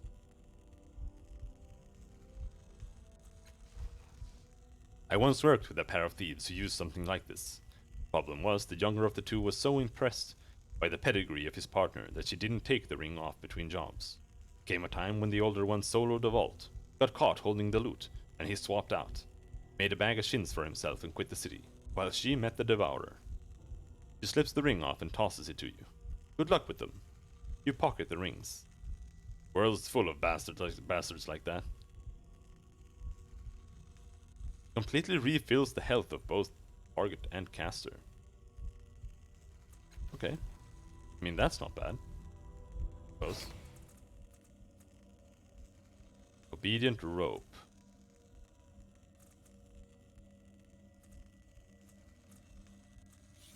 Didn't get anything else new. Nope.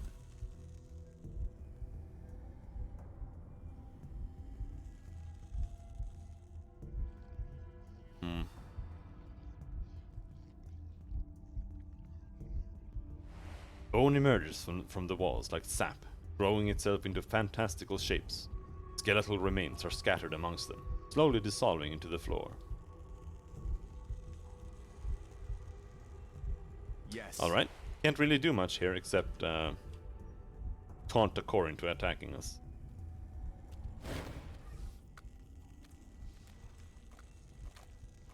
You want to kill me? Try. Why bother? Who's going to know? What good would it do? Oh! Go into the maw, you bitch!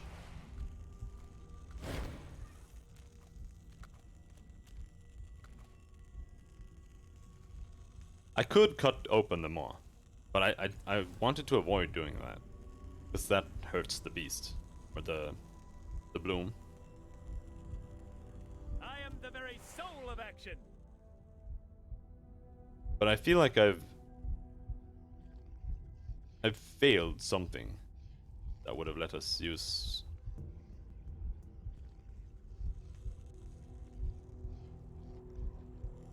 Like maybe I should have used this tongue cluster before or something. Maybe we should take a nap.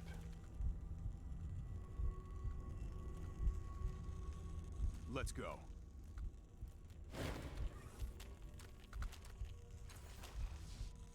You glance over at Ertis. He grins. I've always wanted to sleep in skin.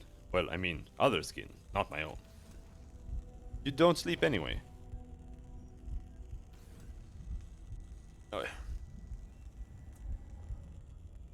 Well, nothing seems to have progressed here. Is this guy still knocked out? How are you still knocked out?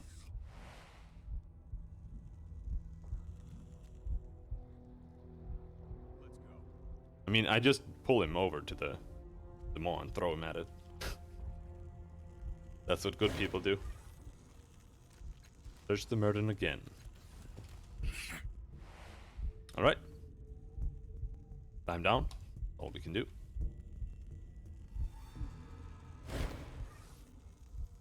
Now that you have entirely blocked the liquid from draining into the pool, you reveal the human-sized hole at the bottom. A drumbeat like a colossal heart sounds from below, echoing through the gullet. The sides of the empty pool are slick and steep, descending into a gaping hole. You should be able to slide down the flesh walls and into the chamber below. Tie the obedient rope to a bloom tube and use it to descend. You command the rope to fasten itself to one of the hanging bloom tubes at the edge of the empty pool. You grasp the rope and you can feel its texture adjusting itself to your hands, soft but firm, with fibers that grip your flesh. Your descent is quick, safe and painless, though you have to let go of the rope to drop you the last meter.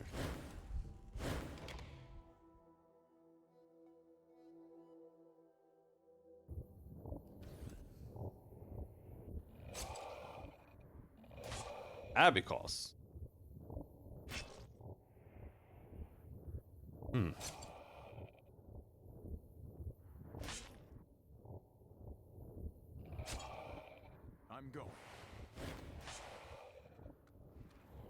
Hey, I wanted to avoid fighting them. Navigate the vault doors to discover the entrance to the Bloom's heart. Oh, game crash? No.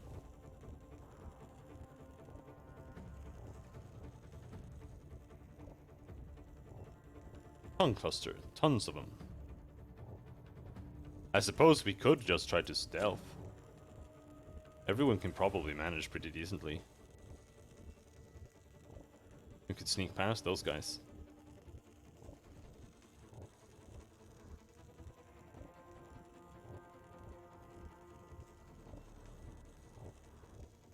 You see, this is also something that they tend to do with the combat scenarios.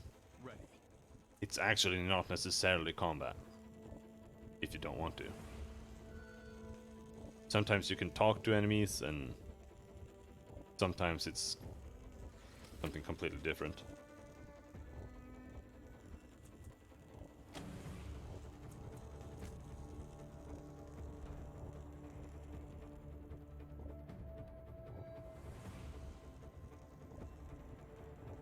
And there are tongue clusters everywhere.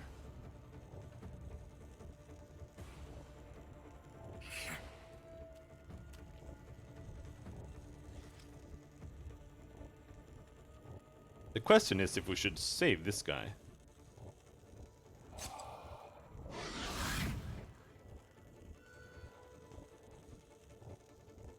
Holy shit, the game lags here for some reason.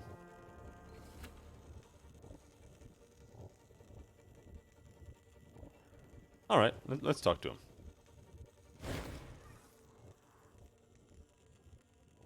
You recognize this weird angular being as an abacus. It's probably the same one you released from the cyst in the vast interior.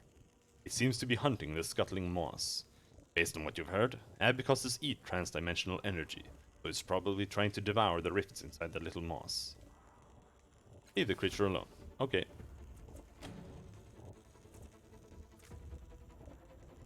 Whatever. A lag! Why?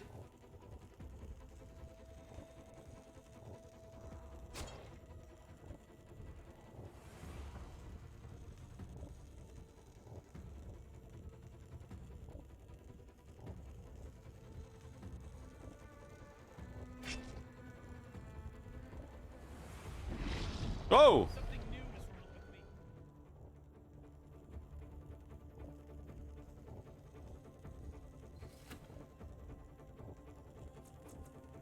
with me. Matkina's turn. Hide.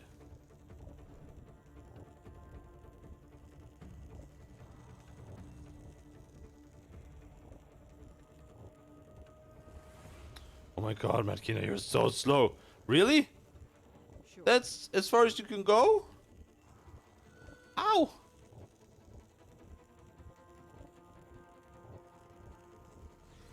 Okay, this is kind of annoying.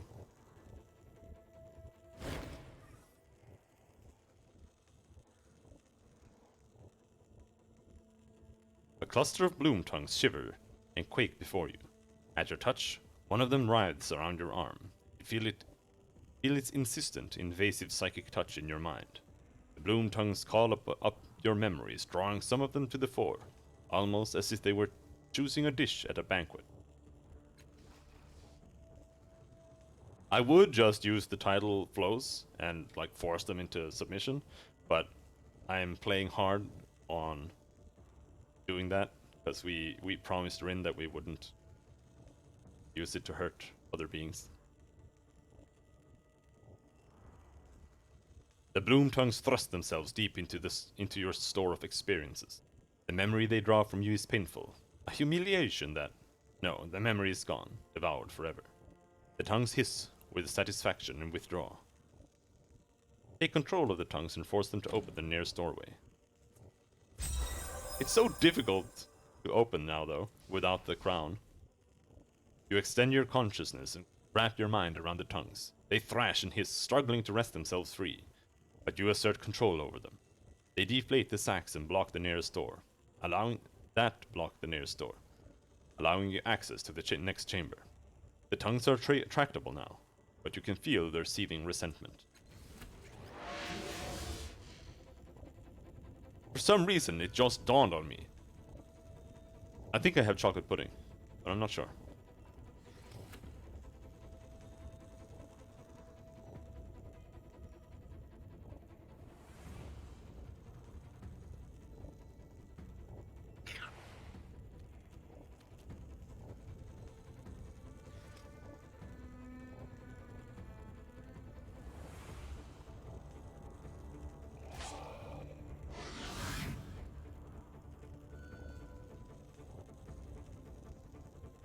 Come on, stop lagging.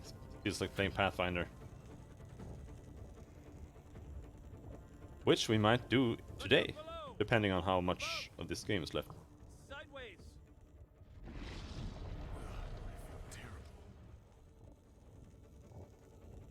Hobbled, okay. Oh, if we're hobbled, that might explain why we're moving so slow. I think we might move slower because of stealth as well. But both would mean super bad movement.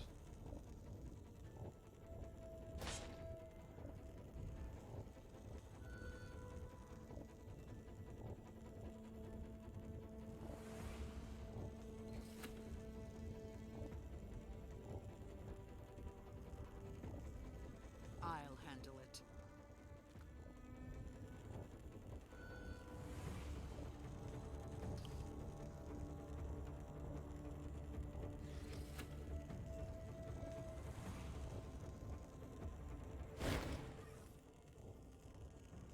Allow the cluster to feed on your memories. Same dialogue. Take control of the tongues and force them to open the nearby door.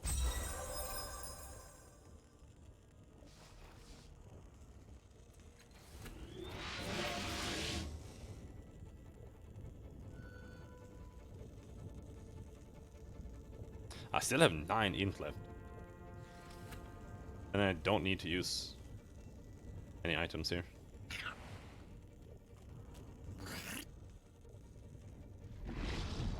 No!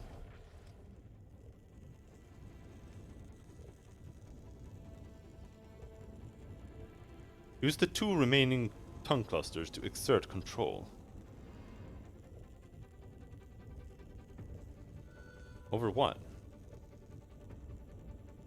Open the sphincter into the bloom's heart. Oh, okay. Do you want me to use those 2 as well? Oh, that's gonna be a pain in the ass.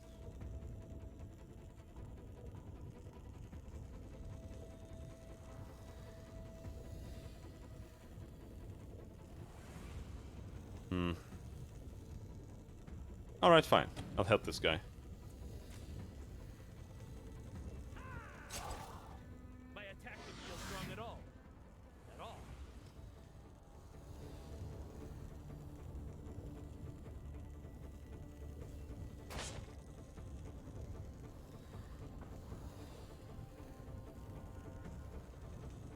It's really a bit an awful more than you can chew, though. Big time. Matkina wants to talk? No, it's the Abacons that has the icon.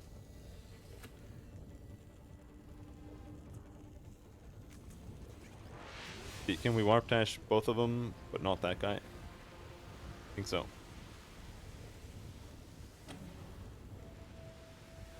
Wait. The fuck?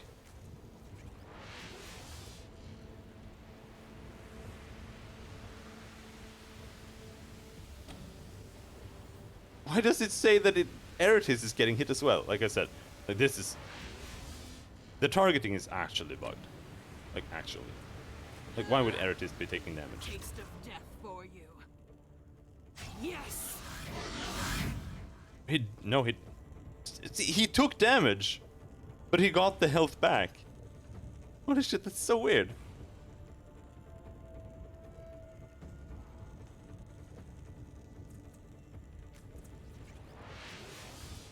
You can just use it again, right? Well, shit's just so OP. This should be spectacular. As if there were any kind of my skill. Whoa. That just spawned more. Well, that doesn't help.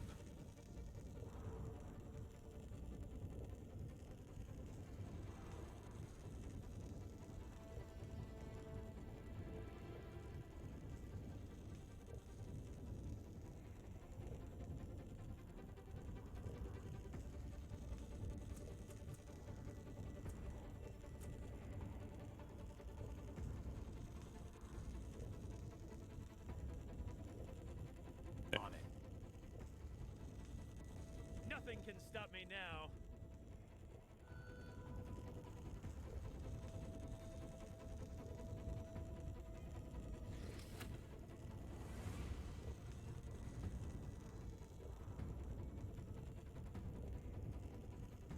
Boom, just chill there. You suck anyway. I mean, what are you gonna do?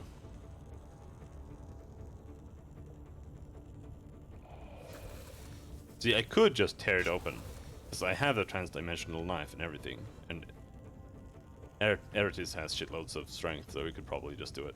But I want to avoid hurting the bloom, so...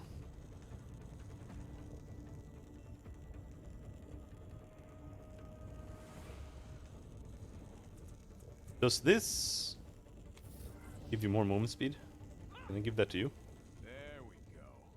I don't know if it stacks. Absolutely.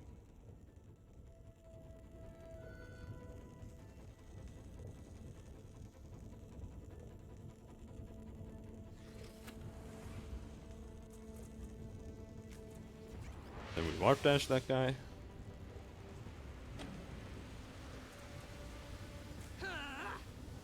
You will suffer. Wing. Warp dash him again.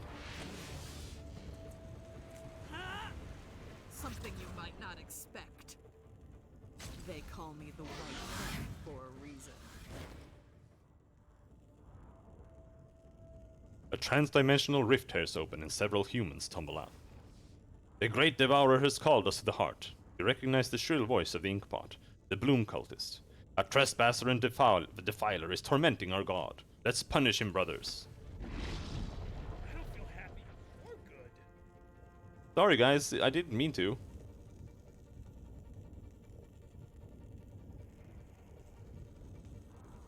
We shouldn't have been attacking them.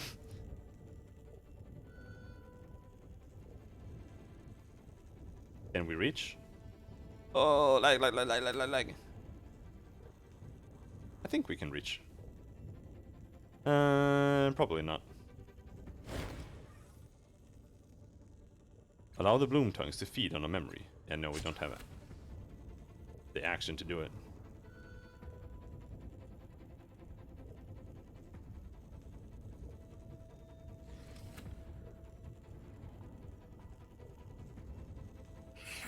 What are the options here, though?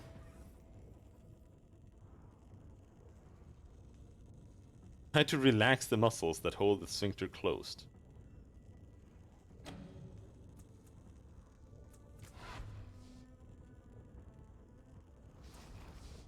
You push and pull on the muscles, but you don't manage to find any kind of pressure point that will relieve the contraction. This is a butthole.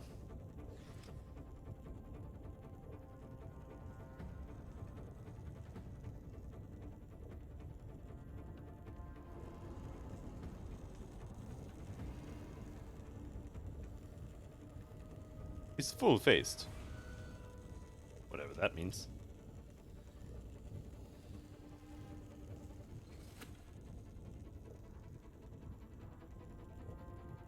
Inkpot and Bloom cultist. Guys, I don't want to fight you. Why do you have to make this so hard?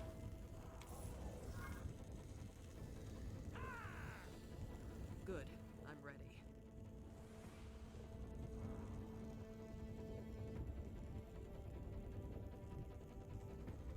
Holy shit!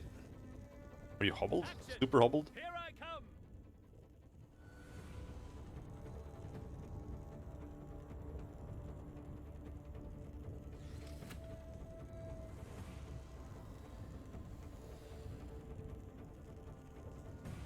I'm there, in the shadows.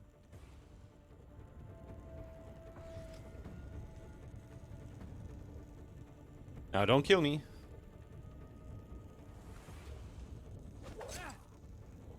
Ouch.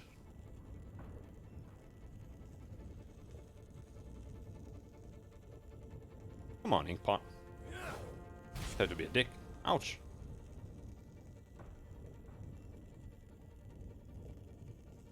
My god, this lag is so annoying.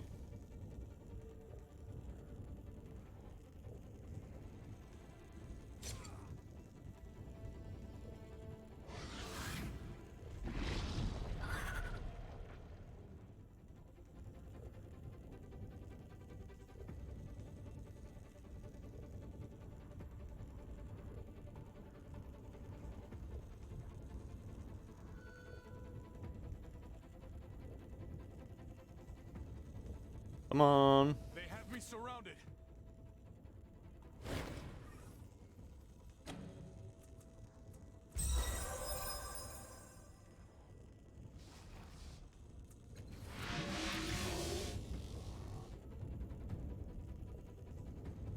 Yes.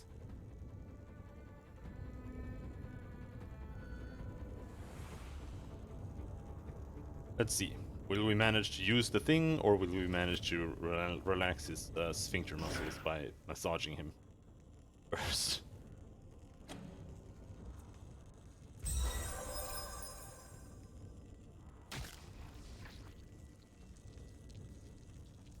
From your sire's memories of anatomy, you know that physiological structures like this generally do not have antagonistic muscles to oppose their movement. Thus, it will remain in a state of tonic contraction until you find a way to relax its hold. You get to work massaging the muscles, and you see some of the tension ease from them. The contraction slackens. Unfortunately, it is not enough. You have to further weaken the sphincter before it will open. What's happening to me? Oh. Massaging it isn't enough? What else do we have to do? I don't know if I want to go further, dude. Not the ass-eating kind.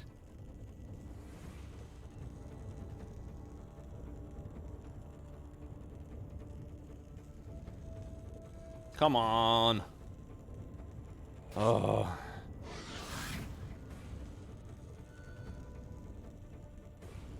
It freeze lags on every turn. Can't save in combat? No.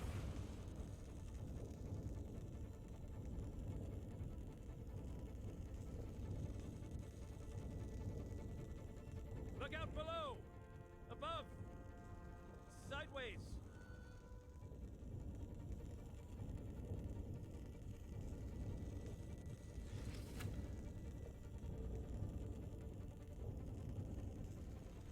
Sure.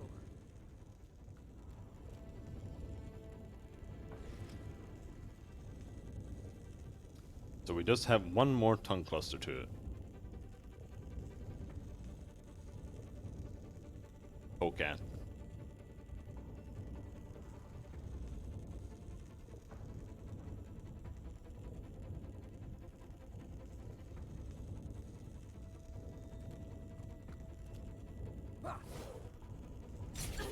Ow!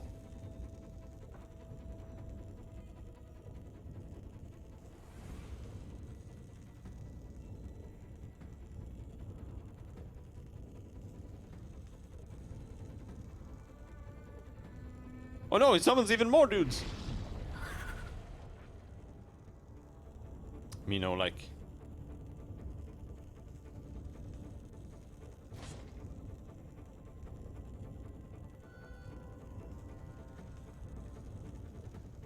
You better succeed here now, or I'm gonna be very mad. We can even manage. Yeah, there. Click the right thing. Allow the bloom tongues to feed on a memory. The tongues swarm into your memory, assessing and discarding your experiences like rotten fruit. After what seems an eternity, they settle on one, a close friendship that you betrayed. Was it intentional or accidental? The details slip away and you realize that you no longer remember. Even the friendship is forgotten.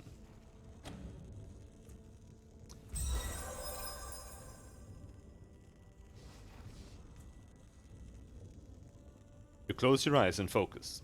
The tongues slap at you, hissing, trying to distract you. But your concentration is pure and strong, and they finally submit to your will. A wave of stench passes over you as the fleshy sacks deflate, opening the doorway.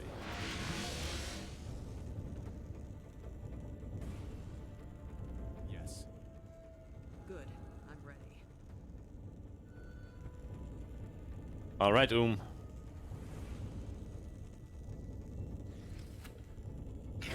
Time to fiddle at the butthole again.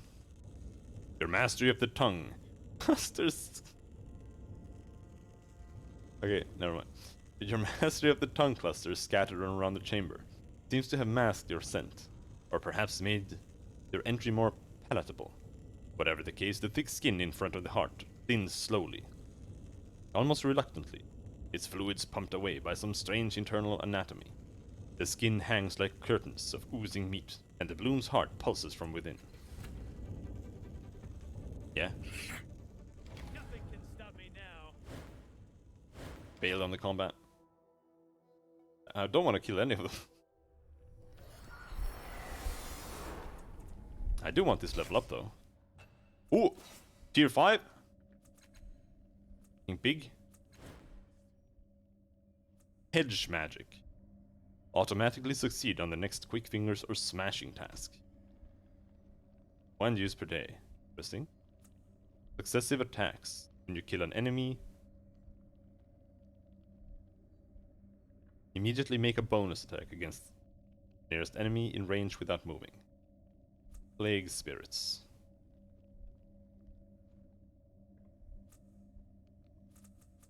Animate balefire.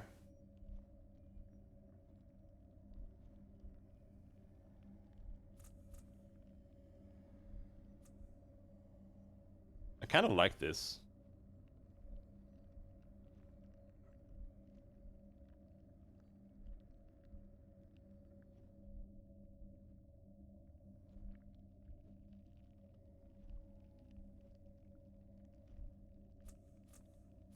Resourceful, cipher use skill. Because otherwise, I don't really like anything here for this character. It's like either this, automatically succeed on the next quick fingers or smashing task for 2 intellect, which is 1 intellect, and we can make it free if we take intellect edge next. But I'm not sure I want to do that, but I might. Otherwise, unstoppable force, 2 damage to esoteric attacks, we don't do that. Critical hits with entropic forces conferring disrupted on top of the normal effects of the ability. Entropic forces destabilize the target, causing negative effects to increase each round, whatever that means. And this extra attack is also not bad, but I mean, I like the dialogue stuff mostly. Oh no, I have to choose 2 anyway. Okay, successive attack.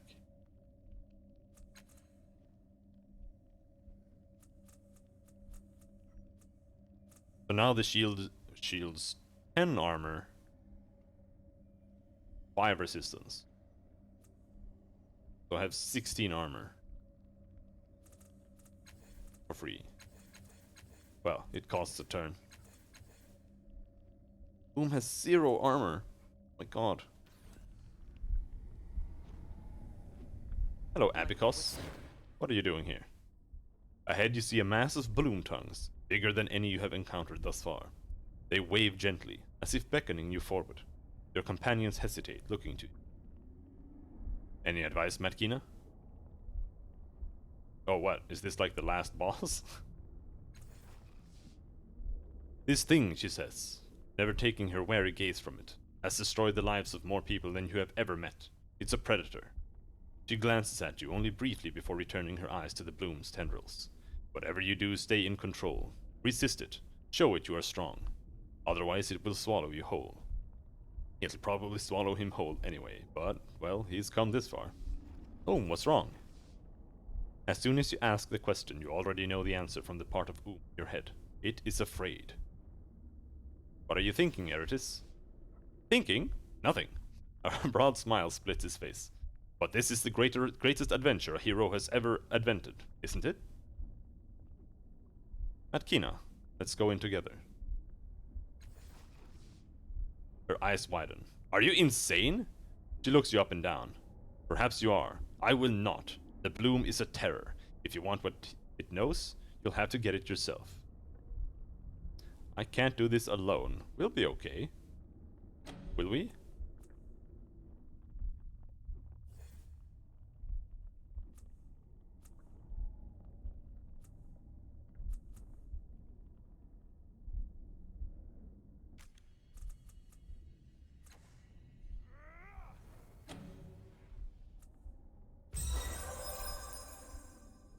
Oh, yes. Yes, we got our intellect pool back. She frowns. I don't believe that. But you've done good for me already. Fine. Try to not get us both killed. Will you come with me, The creature's eyes collapse on themselves like closing fists until the light within them is all but extinguished. It murmurs obediently. Doesn't have a choice. Will you go with me, Eritis? Are you kidding? I was going to ask you to follow me. Yes, let's attack this beast in its wiggly bits. Alright, let's do this.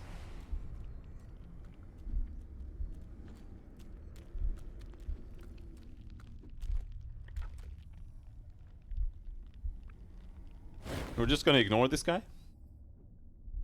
Before you looms a twisted mass of tubes, arteries, roots, and tongues, heaving and pulsing in the murky light. The flesh glimmers with foul shades of purple and black, pocked with pustules and necrosis. Bloom whispers gather, swarming around you like fat buzzing flies. They sound distracted, confused. As you step closer, bloom tongues surround you, drawing you into a wet, nauseating embrace. Though they seem solid and corporeal, they somehow pass through your flesh, thrusting into your head, your limbs, and your guts, igniting prickly hot, cold sensations all over your body. The multitude of bloom voices chitter and babble, clearly alarmed by your intrusion, but unable to muster an attack upon your mind. For the moment, the feeding of the abacus has made them tired and weak.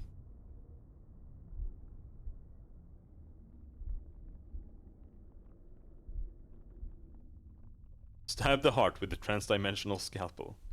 Tear one of the bloom tongues in half. Infiltrate the bloom's mind. Try to pull the bloom tongues out of your body. I'm looking for a man called Ishen. Where is he? Wait and see what the bloom does next. You quiet your thoughts and wait. For some time the bloom voices whisper amongst themselves, beyond the bounds of your consciousness. The whispers grow in number. You can feel them gathering here, drawn from every corner of the... The whispers turn into a cacophony of buzzes and shrieks. They flood into your mind, scattering your thoughts, burrowing deep into your hidden memories. Moments from the changing gods past flash across your mind's eye, too quick to comprehend. Finally, a memory surfaces. You stand with a woman upon a circle of gold, the sky clear and blue above you. Mila Vest. The woman is well known to you. The same woman who helped you choose this spot years before. The same woman who built this enclave with you, together. Her face is changed, ravaged by time. The flesh is rotting away, exposing the glistening muscles beneath. She turns away from you, as if to hide her ugliness. Not even your handiwork is proof against time. No, Marilel, you say. I have no way of fixing you, but you need not live in shame. You present her with a mask, its expression enigmatic, decorated with intricate patterns of gold. A pretty thing, she says, unable to hide the bitterness in her voice. I can just as well wrap my face in bandages or cover my head with a sack. Put it on, your voice is insistent. There is something more to the mask. She hears it in your voice, and she raises your gift to her face. As she does, the memory ends, cut off abruptly by a chorus of shrieks from the bloom. They chitter at you, their purpose as enigmatic as Marilel's mask.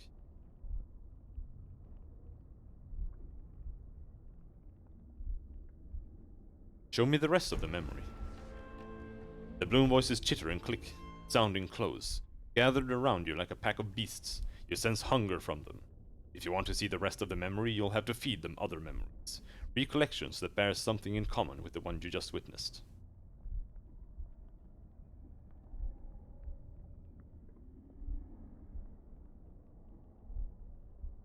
Let the bloom voices take more memories. Hissing and babbling, the voices pour into your head, tearing through your memories. Scenes play out before you. Before your eyes. Your sire meeting Marilel for the first time since you cast off her body. Your sire and Marilel, as they recline upon the grasses of Mila Vest, talking and debating into the night. Your sire facing Marilel across the field of the endless battle, screaming at his soldiers to catch her, kill her.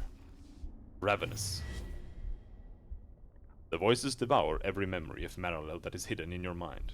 You groan as the memories are shredded and consumed, knowing that this excision will diminish your ability to think and reason and remember. Lost one intellect pool. Your maximum intellect pool is now 16. Wow. Suddenly, it's all over. You hear a sudden burst of whispers all around you, and the air in the chamber ripples. At once, a transdimensional rift tears itself into being, and a human figure topples out, dripping black juices, coughing and gagging, vomiting on the floor. You recognize the man at once. It's Masov, the cast-off artificer you met in Zerion Daywalker's Mere. Your first thought is that the Bloom has somehow released the wrong man. But no, the Memovira deceived you. Ishan is Masov. For the moment, Masov is recovering from his ordeal, barely aware of his surroundings. He hasn't even seen you yet. Try to reassure Masov.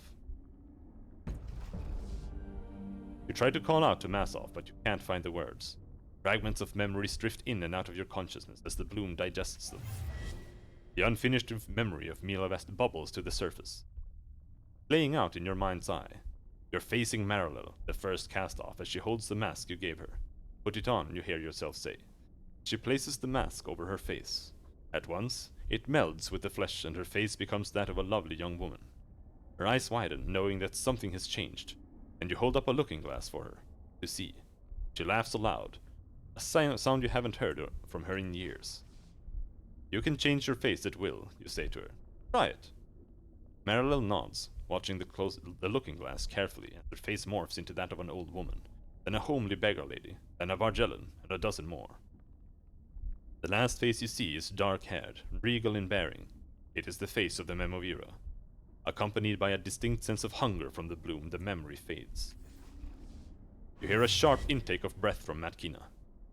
Somehow the Bloom was showing the memory to her too. Right under my nose, she whispers. I had her right in front of me. All this time, all this time. The implication is clear. The Memovira is merely a disguise, a mask, that conceals the first cast-off. She has been alive, hiding behind a false identity for years. Even as you contemplate this revelation, the Bloom tongues slide painlessly out of your body, setting you free. They show no further interest in you, and the whispering voices are gone from your mind. What about this guy? He's just standing there, eating at it. Masov rises, clutching himself, and he abruptly vomits a clot of black fluid onto the glistening flesh beneath his feet. Small red wounds mar the flesh between the wires, crisscrossing his skin. Gods, he growls. Gods! He looks up at you. His mechanical eye sockets spin. Wheels within wheels, focusing on your face. You're the cast-off that was riding Zerion Daywalker. What the hell are you doing down here? I thought I was rescuing someone named Ishan, but here you are instead. Yeah, that's me, he says. It's a nickname. Short for Igenizar, because I look like one. Whatever it is, but no one calls me that except... He pauses, smirks. The first sent you, didn't she? Not surprised. She won't be getting the resonance chamber working on her own. It's all too easy to destroy the damn thing if you don't know what you're doing. Something about the word said in his voice stirs a memory in you. Resonance chamber. Resonance chamber. The sensation builds. He winces, teeth clenched. Gods, the Bloom is a terrible host. Dug its damn tongues into my guts to force-feed me. Filled my lungs with bile. Not sure what you did to get me out, but thank you. He spits a black-tinged wad of phlegm over his shoulder. Well, how do we get out of here? She's waiting, and you know how she is.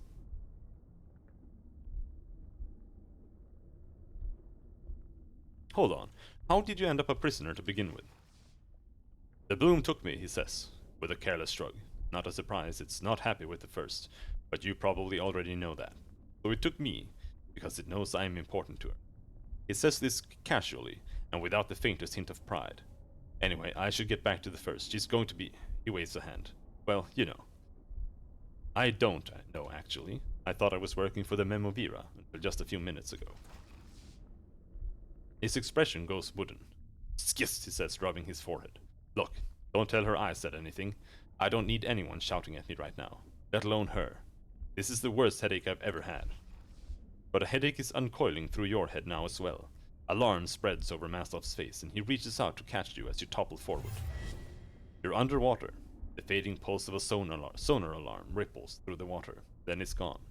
An invisible pressure crushes your body, squeezing your head. Algebra, with a cast-off's tattoo, rises from the dark to confront you. I should have known. You need something of ours to finish your resonance chamber, don't you, father? He regards you with scorn. You haven't learned anything. You would sacrifice all of us for a chance at survival. You and the first. Pride blinds you both. You're wrong, Tom, you snarl. Yet his words frighten you. Is he saying Marilel is alive? With her own plan to stop the sorrow? She must be stopped. Any plans of hers would be dangerous. I've built the resonance chamber to save us all. It has the power to weaken the sorrow. It can kill the creature. A half-truth.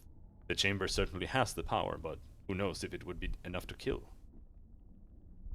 Will you apologize to me then, selfish child? Will you beg my forgiveness?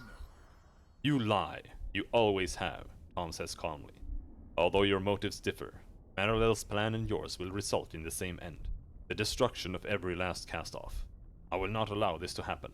He makes a complicated gesture with his fingers. The pressure on your head increases. Tom's voice grows muffled and fades as your mind. Your sire's consciousness. His imprisoned body, abandoning it to the Gibra in favor of a new host. You return to the consciousness, a headache fading. Your mouth tastes of sweet seawater or blood. Light and wet heat bathes the side of your face as the bloom opens a trans-dimensional portal. You can't be sure where it leads, but it's certainly your only way out. Someone, Massoff, is bracing you, holding you up. Massoff, what is the first's plan with the chamber? Sever the... He gives you an odd look. You know, maybe you should ask her. I don't know enough about what's going on here. You know that it'll set us free from the sorrow, without sucking us all into someone else's mind. That should be enough. He shrugs. She can't do it without me, though. I best be getting back. Patting you awkwardly on the shoulder, he limps past you into the portal and vanishes. It's only when he's gone that you see the glittering contours of a small object lying where Massoff was standing. A Merecaster. It must have fallen from Massoff's pockets. You wipe the slime from the joints of the machine and add it to your belongings. Remember that. Use it instantly. I hope.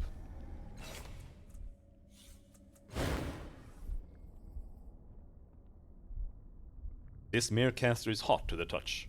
You feel the click and whirl of countless mechanisms moving beneath your hands. The urge to explore the mare within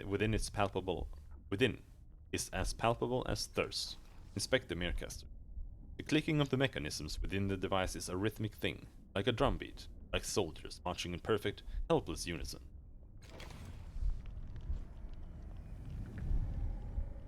Ooh!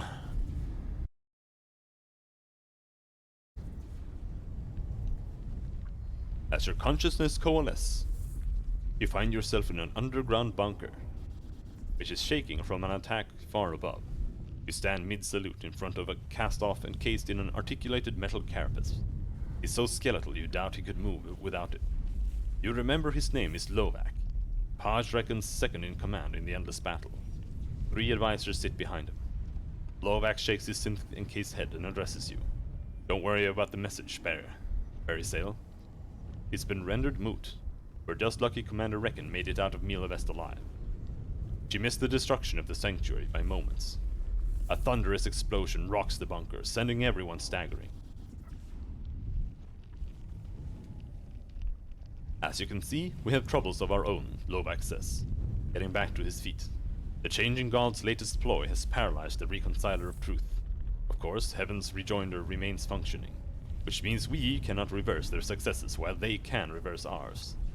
He leads you to a strategy table, showing a 3-dimensional projection of a battlefield across parallel realities. He swipes through several images. All of them show your army on the verge of defeat. He shakes his head. We are in more danger now of losing the war since the first died. I'm afraid I must send you out again, Perisale. We must save the Reconciler.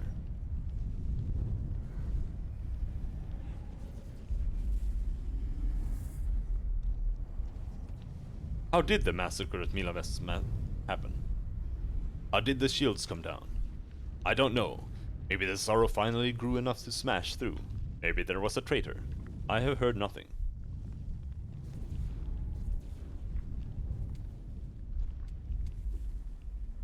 I am ready to serve. Excellent, says Lovak, and returns to his advisors. All cast-offs you notice. Friends, what are your suggestions? How do we undo what has been done to the Reconciler without using the Reconciler? A scarred female cast off in red armor speaks up. I recommend an all-out assault on the position of Heaven's Rejoinder. This will of course fail, but it will give cover for Barrisail to slip through the paths of the white nests and reach the Rejoinder from behind. There she can reset it, then destroy it. She pounds the table. Then we will be the only side who can change history. A male mutant, exquisitely beautiful except for the second mouth in his throat, speaks in a melodious harmony. I suggest Barrisail use the reality storm that ravages no man's land. Find the Reconciler's Saboteur. If she can navigate the shifting shards, she can stop the Saboteur before he reaches it. He shrugs. This will only return us to the status quo, of course, but it will be easier for Barrisail to deal with one man than the deadly white nests. Any other suggestions? Asks Lovak. When there is no answer, he turns to you. I approve of either path. As it is, you who will face these challenges, I'll leave it to you which you will choose. What do you say?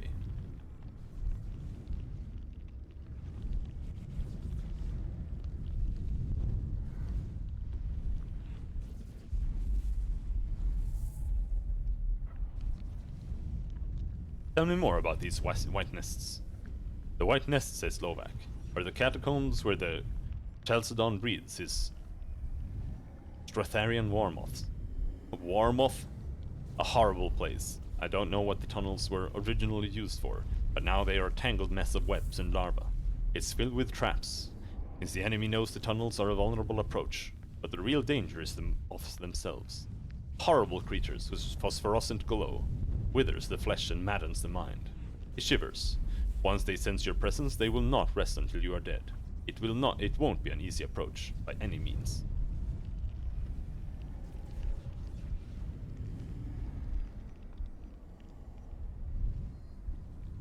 Tell me about the reality storm.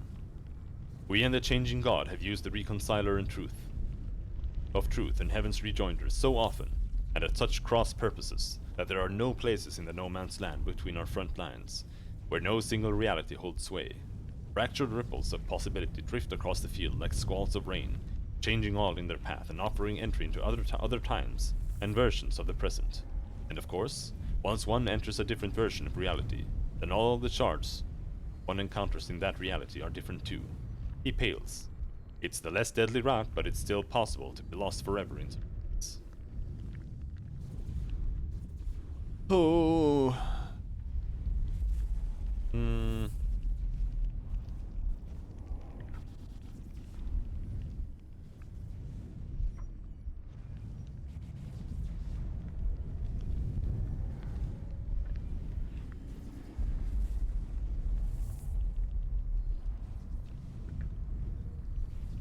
The thing is, what I'm thinking is, if we take the more dangerous route, that will put the first army at an advantage. I don't remember exactly what they said, but she said that if we do that, then we will be the only ones who can change reality. And we don't really want either of them to win. So if we deal with the Saboteur, then we return the status quo and they're just stuck there, still fighting. I will find the Saboteur before he breaks the Reconciler, no matter what time of reality he does it in. Lovak nods and looks at the others. Any objections to Barrisail's choice? I approve, says the cast-off with two mouths. It can be done quickly and the risk is low. And if Barrisail is lost, says the cast-off in red armor. We can try the assault, I suggested, with someone else running through the white nests. Very well, says Lovak, standing. Barrisail, these are the gloves of the Saboteur. You'll use these, their scent and their tides, to navigate the shards and find your man. Sounds like you want a stalemate? I do. Because both the first and the changing god are assholes, and I don't want either of them to win. Under heavy guard, and with force shields and temporal randomizers in place, Lovak escorts you to the edge of no man's land. It is scarred with trenches and thick with roiling smoke, but more unnerving are the drifting shards of time and reality that cross it like summer storms. In one, great armies move. In another, towering constructs with glowing eyes that burn the homes of fleeing villagers, and on and on. Lovak points ahead. There, somewhere, is your path. Use your instincts to hunt this villain down. But take care. Too many jumps and you will enter realities where the storm is fading, the shards closing. You could be trapped in a distant reality with no way back. You thank Lovak, then walk toward the storm of shards, holding the saboteur's gloves in one hand.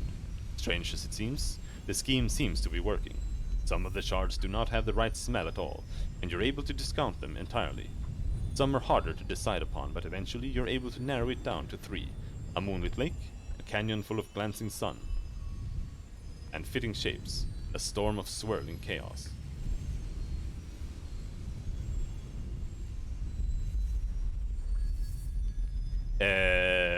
YOLO, storm of swirling chaos. Insects swarm around you. In great clouds, their buzzing becomes an inhuman howl. Then you notice that they are not insects, they are tiny constructs. They are also not interested in you, though they bump into you constantly. Instead they are battling each other, circling and swooping at impossible speeds. It is a vicious battle, and it appears to have been going on for some time. You are knee-deep in tiny carcasses.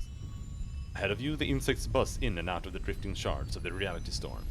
You hurry to it, but find only one matches the scent of the gloves. The one you just came from.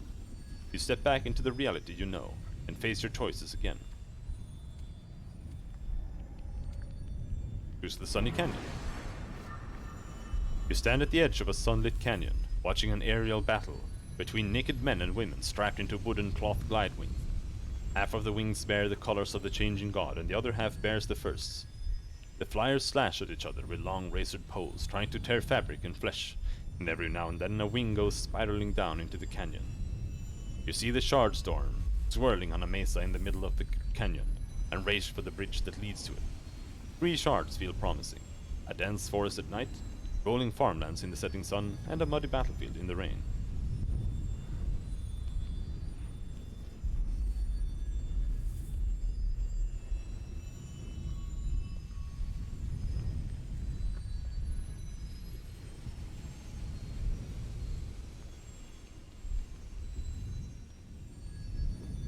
Choose the rolling farmland. You step into a landscape of peaceful rolling hills, dotted with sleepy farms and pastures. Farmers till the soil around looming red outcroppings that you at first take to be boulders, but then see the rustling remains of towering constructs now overgrown with saplings, shrubs, and flowers.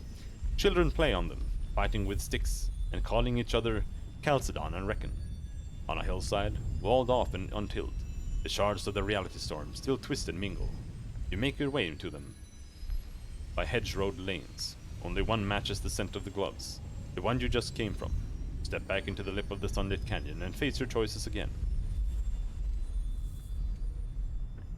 Choose the muddy battlefield. On a muddy battlefield, battered with rain, littered with bodies and broken mantis war constructs, the Chalcedon stands with the rest of his command, as Page Reckon and her generals kneel before him, and she offers him her sword. All around this scene, the Chalcedon soldiers are leading away Page's surviving troops, both cast off and human. There aren't many left. Most are dead on the field, and being picked over by Murden corpse thief. Beyond them, you can see just the reality storm's shifting ripples. You hurry through the rain toward them, and as you get close, 3 of them seem better than the others. A glimmering swamp, a plain of giant bonfires, and a frantic battle. Choose the frantic battle. A chaotic battle churns around you. Soldiers in the colors of the changing god find soldiers in the color of the first with sword, sonic lance, and slug spitter. A lancer falls dead before you, shot through the heart, and you stare as you see that she has your face. You look up to see who killed her, and discover that her murderer also has your face. And she isn't the only one. Every single soldier on both sides of the battle look exactly like you. You race toward the reality storm, fighting paracels from both sides as they try to kill you. Finally you reach it, but only the shard you left matches the scent of the glove. Dive back into the muddy battlefield and try again. Choose the giant bonfires. In the glow of the raging bonfires, huge teams of slaves haul on ropes, dragging 2 50-meter-high wheeled statues toward each other as overseers crack whips across their backs. The statues are crude representations of the changing god, and the first, made of painted wood, and upon each of their heads stands a hero, cloaked, flapping sword at the ready, screaming amplified insults at the other in a language you do not understand. You don't wait to see the statues and their heroes collide. Instead, you race for the reality storm, just visible in the darkness beyond the fires, but only the shard you left matches the scent of the gloves. Jesus Christ, here's the glimmering swamp. It is night. You are hip deep in a stinking swamp, watching hideously mutated primitives flee through a maze of reeds and drooping trees. Soldiers in the colors of the first stalk them, firing beam weapons. You back into the shadows as two of the soldiers pass your position, and you see that they are not human, though they walk upright on their hind legs, and have paws with opposable thumbs. They are Seski hounds, somehow evolved into humanoid shape. As the hunt vanishes again into the night, you see the shimmer of reality storm through the trees, but approaching it you find there are far fewer shards than in earlier realities, and Lovak's warning comes back to you. You are making too many jumps. If you take too many more, you could wind up trapped in a distant reality. Still, you find 3 of the shards that seem more likely than the rest. A gloomy battlefield, an arena full of roaring crowds, and a maze of grimy grey streets.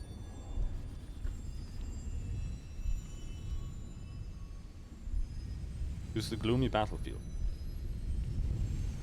A train of transport sleds glides to a stop on a desolate battlefield. Arnsrecken steps out with her command and looks around. For as far as the eye can see, the field is covered in corpses, both outcast and human, burned to sticks inside their uniform. There are no living troops at all. The only movement is the roiling smoke that rises from the broken husks of the shattered war machines. Haj chokes to see it all. Is this what victory looks like? She asks, then hangs her head. What have we done? What have we done? Off to the west, half hidden in a grey haze, the reality storm churns. You edge from view and scurry toward it, and as you near it you see looming within a shard the massive form of the Reconciler of Truth. Without hesitation you leap through. Landing near the Reconciler, you see none of the guards who usually protect it, nor the walls or doors that shield it. In fact, it isn't in its chambers at all. Instead, it seems to be in some sort of bubble outside time and space. You circle it, and find, crouching by the far side of it, a wiry man in dark armor, focused on cutting through its metal skin. You recognize him as Zeron, one of the Chalcedon's wiliest operatives whom Berisale has tangled with more than once. As you creep up on him, he whips around, alarmed. He throws his hands in front of him, pleading. "Rona!" he grasps. "Wait, hear me out. I have information you need to know." You can't trust Zeron. Attack him.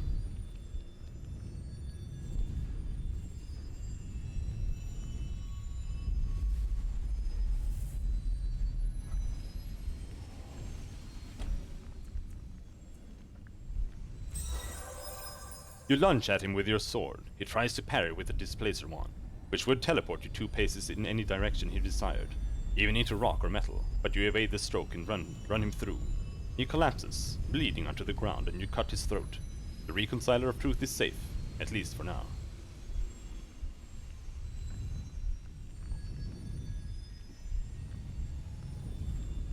Thank you, sir. I'll head to the Bloom now. I do not wish to go. I want to continue to serve you.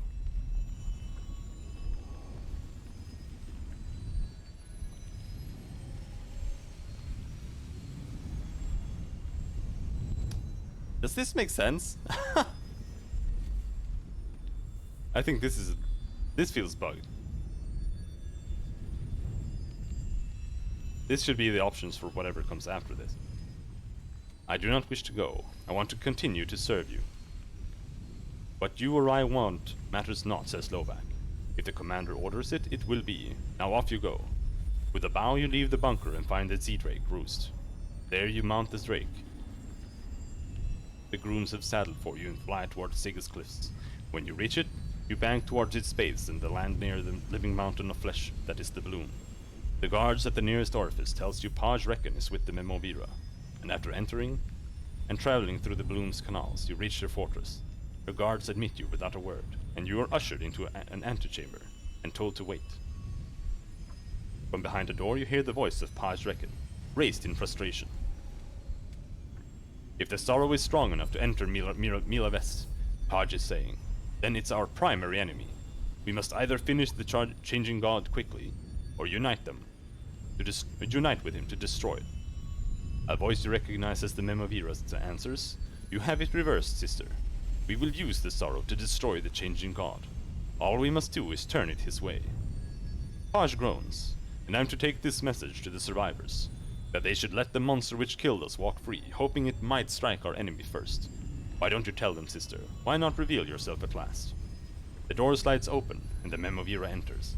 It isn't time, She cuts off as she sees you. Who is this? Paj enters the room behind her, then nods. Ah, Berisale, the loyal blade you asked me to send for. It seems she has already learned your secret. The Memovira gives you a hard look. Then she had better be loyal indeed.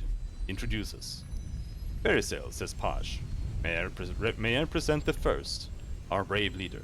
So brave she's hidden behind my skirts for over 100 years.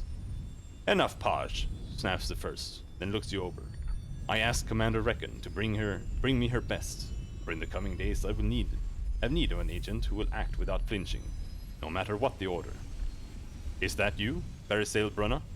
Are you ready to do anything to stop the changing god? You are a traitor to the cast-offs. You must die.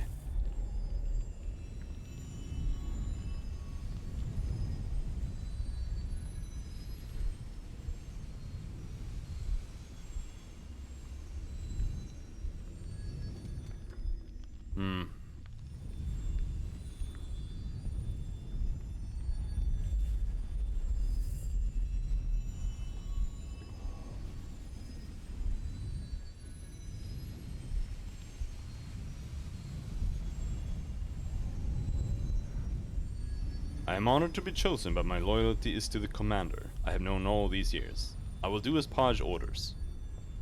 The first looks from you to Paj and back, thinking. Then I shall have to trust that Paj remains loyal to me, won't I?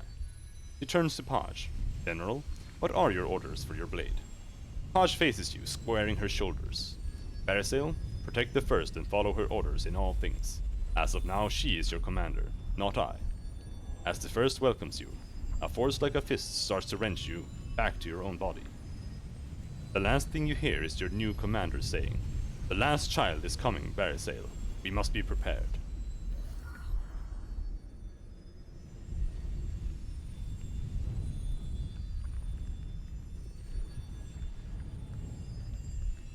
Will never leave us, will it? Will never die, right? Tell me will be with us always and forever. Oh my god. I think the sound is bugged. We have to reload for it to go away.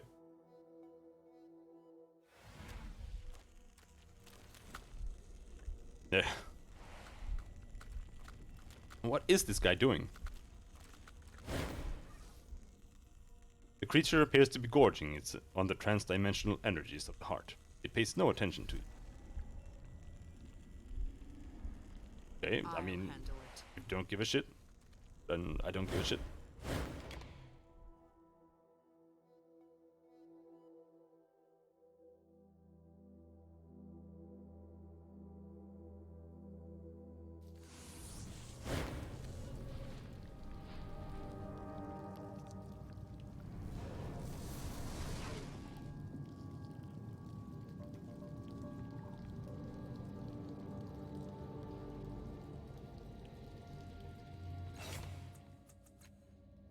Return to the Memovira.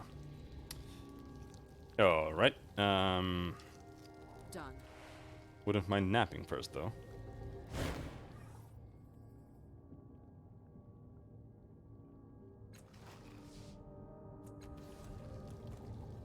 Ah, much better. Go. I kind of want to go up here. Oh, this guy's standing again? Okay, that's bugged. Yes. Now. Because I think there's a merchant up here. I just want to buy something.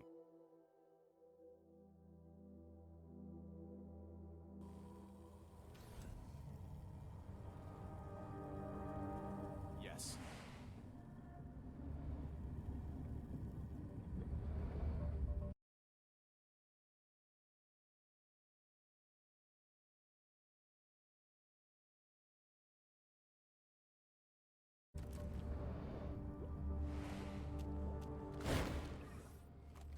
Let me see your wares.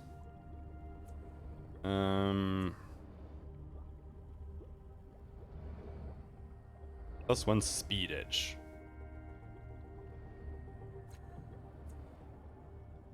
Alright. Speed healing. What else do we have here? Bloom Bone Shard. Nah. Medium armor, nah.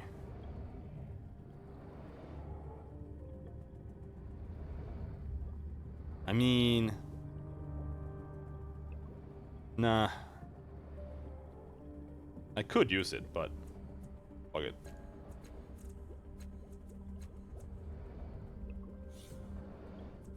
Oh, we haven't used the pest dispenser yet. Sell the Mailcaster.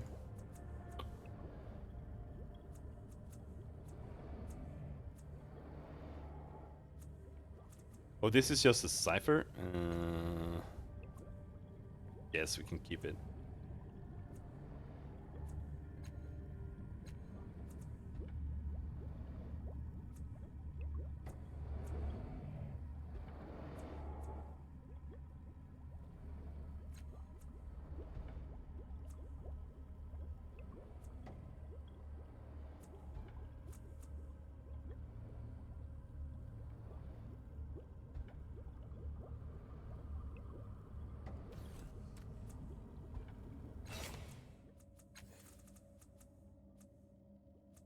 Use pest dispenser. This is a rectangular device with the likeness of a furry feline-like creature's head at one end. It may be some kind of toy or... The device grows warm in your hand, and with a wide yawn, the creature opens overlarge eyes and gazes up at you with love-struck awe. Mer? You notice that the furry head is remarkably similar to the little creatures you saw in the synthig. Perhaps the two objects date from the same period in the past. Or were brought to the bloom from the same alien world. With twin quick clicks, the outlines of long, slender, four-fingered hands protrude from either side of the device. What's your name? Mer, the creature responds, rubbing its furry head against the pad of your thumb. How cute, Markina says, her words dripping with distaste. Examine the device. You turn the device over to examine the casing. The creature coos with interest at the sight of the floor. On the bottom, opposite of the head, you find a carving of a stylized sun with a hole at its center. You don't recognize the symbol, however, and can't tell if it's a maker's mark or something else entirely. Can you speak? The creature purrs deep in its throat, making the device rumble in your palm. Squeeze the protruding hands. You pinch the hand against the side of the device. Eee, the creature says, its eyes widening. A tiny bulge moves up its tinier throat. Eee, blarf! It spits out a rectangular tablet with a tiny poot. Heals 30 points of health and permanently increases intellect by 1.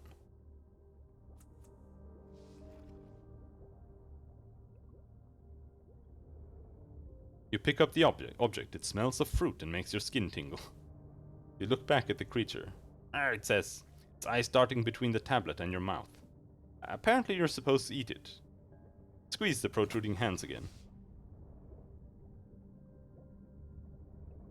You pinch the device's hands again. Eee, the creature murmurs, looking concerned. Eee, patches of its fur are falling out, but it carries on with unwavering determination. Blarf! It spits out a second tablet. The poot gazes up at you in round-eyed, rolling horror. It dies in your hand.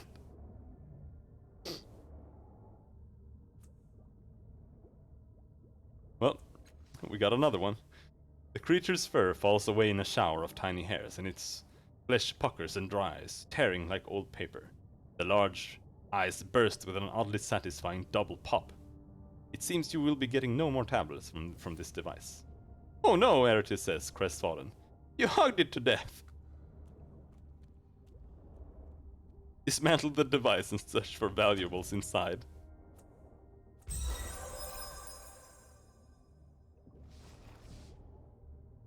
You pry at the sides of the device, slipping your fingernails along the fleshy seams, beneath the now useless hands and tugging at them as carefully as you can.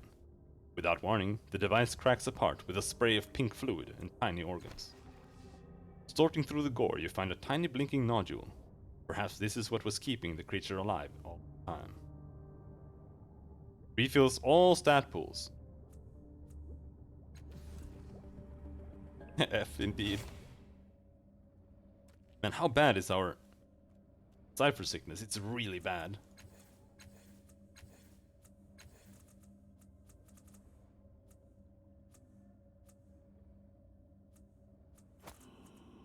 Gonna put it all on him. There. -2 speed pool. That we can live with that. Oh, the might edge is so ass. Like I said, we need to use these, but they don't want to give me any battles to use them in.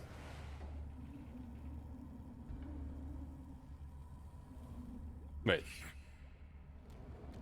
Oh yeah, I did talk to them. The only other one that might have something is this guy, I think. But otherwise, I think we've bought everything I want to buy. I'm mainly just looking for healing items. Because at this point in the game, you never know how much stat you're gonna need. So we want to have some stat healing items. Do you have anything you'll be willing to sell me?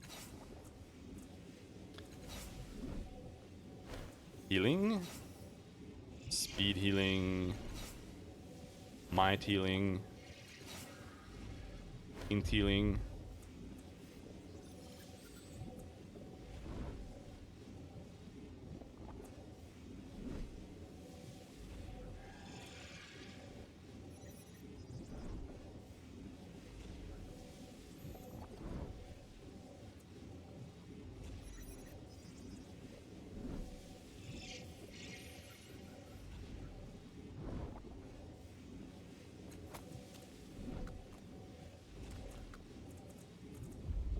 Alright. All right. I bought a crystal in case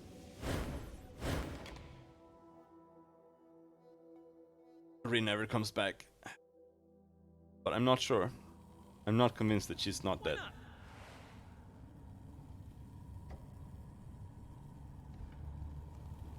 Of course. I want to drink juice.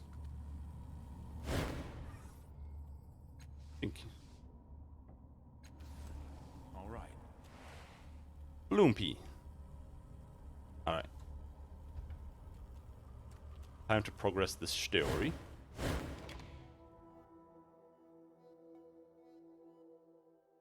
So I'm wondering, maybe it's coffee time. I haven't had coffee yet.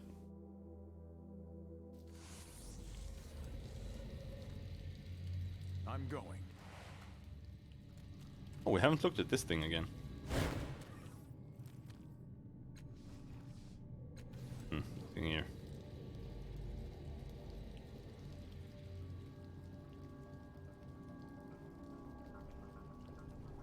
Unless there's something we missed around the edges.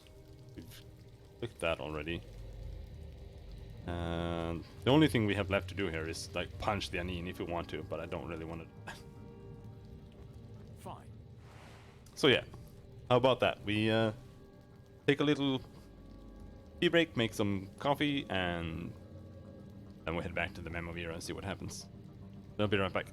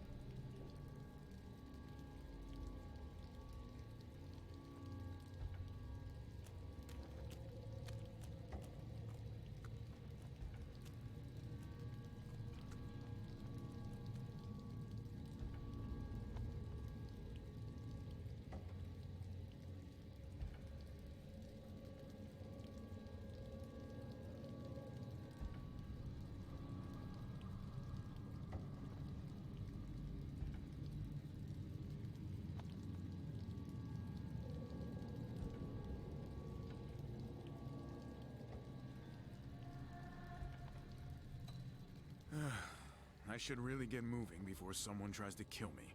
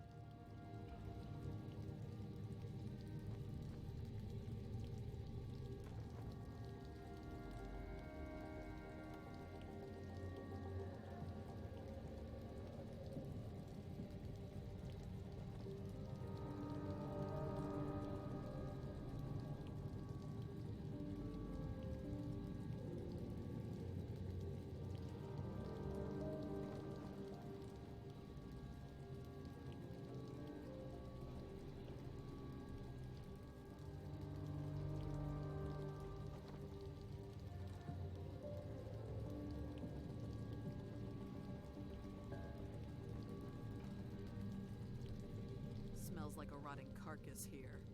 Like home, I mean.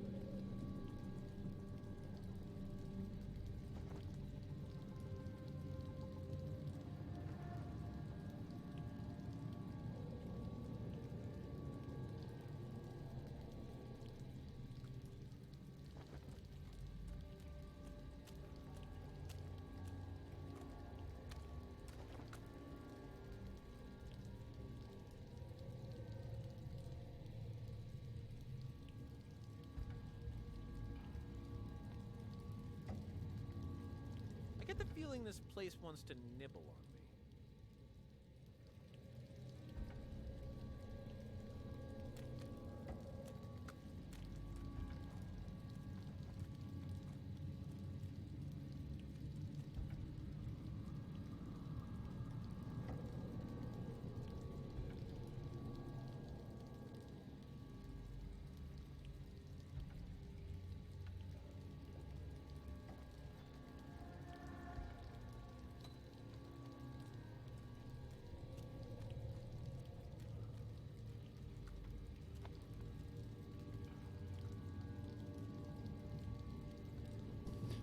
Drinking Mountain Dew?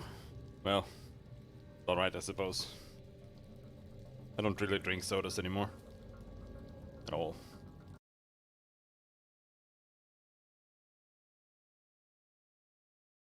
And when I do, I regret it. More or less.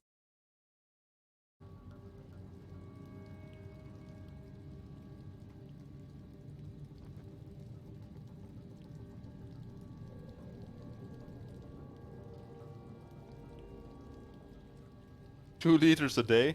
Well, that sounds incredibly unhealthy. just so you know, in case you weren't aware of that. Find him. Something to do. Ruska, let me in. Ruska nods as you approach. Well met.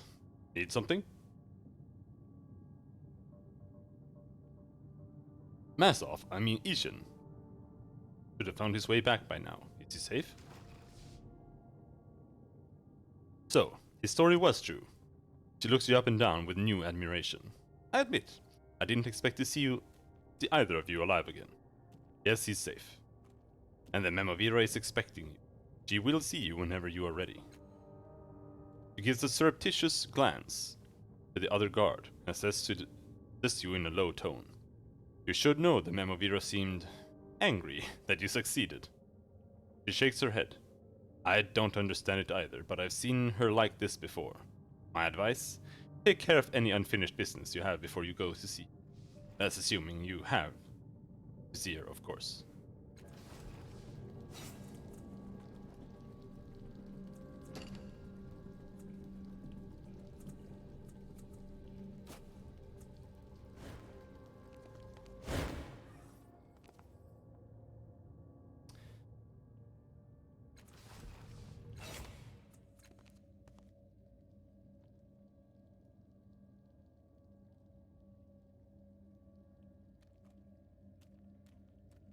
Should give it to Dracogen. I don't want to give it to Dracogen. I don't like that guy. This is my navigational cortex.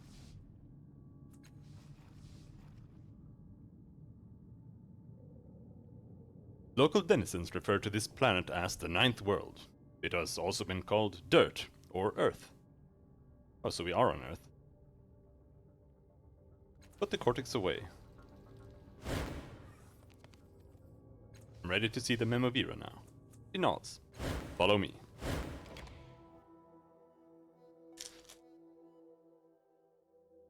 Speaking of unhealthy, I have a couple of sticks of cheese.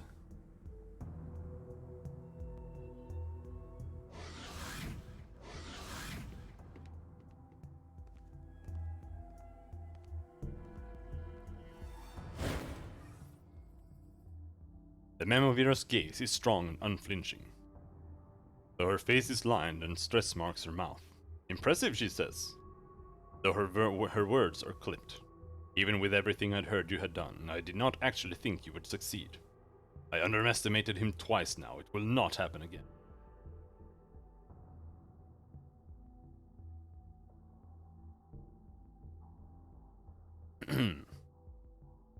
What is your plan for the resonance chamber? She smirks. That wasn't part of our deal. But seeing as I was going to tell you anyway, I suppose I shouldn't be stingy. You, after all, have as much of a stake in this as I do. She raises her chin high. Some kind of energy shimmers across her body. I am the first cast off. I have kept myself hidden for a century and more, watching, waiting, letting our damned sire execute his twisted plans, thinking he had the upper hand. But we have plans of our own.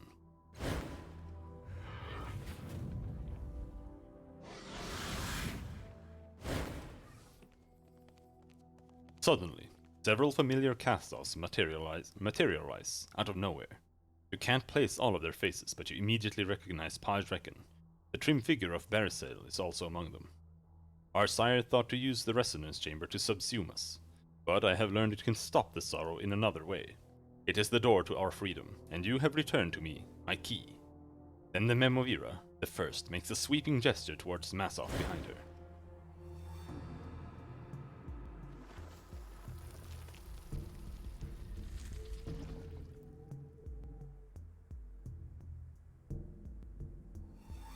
Okay.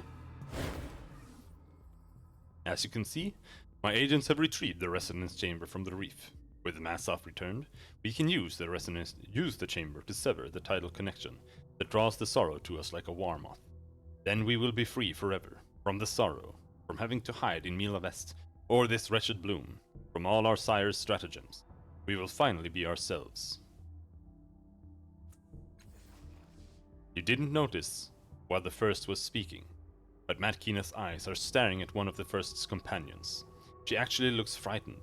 If it's at all possible, she looks paler than normal. Tash! Impossible! Has my mind failed me again?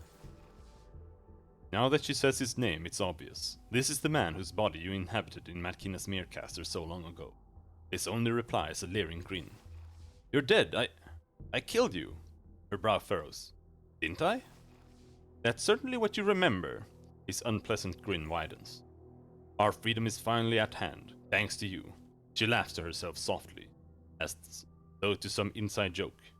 I have no doubt you have questions. From what I hear, you always have questions. You may ask them while Massoff finishes his work. Ironic that the one he meant to snuff us out is now our savior. Maybe I won't have to kill him.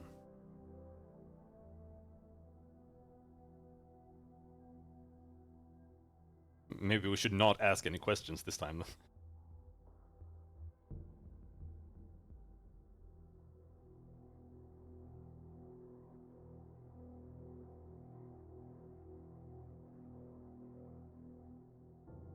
Your plan will kill the cast-offs. I won't let that happen. She shrugs. Try and stop me. I was always going to have to kill you anyway. Go ahead and try. Keep him away from the chamber. Paint the walls with his blood.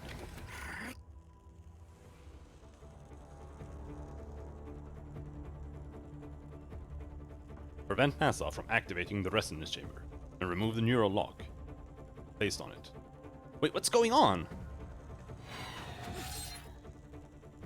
I kind of feel like turning the game on and off again. Yeah, we're doing that. I mean, I did save, so. It's like, it's freeze lagging all the time.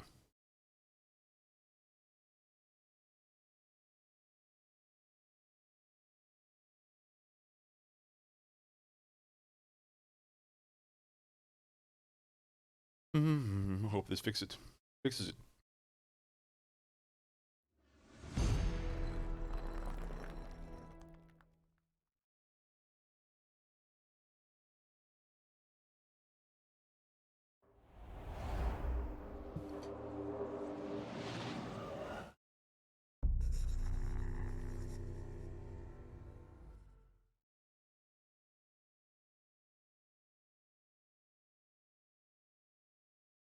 Lag actually makes you stupider. It's kind of interesting.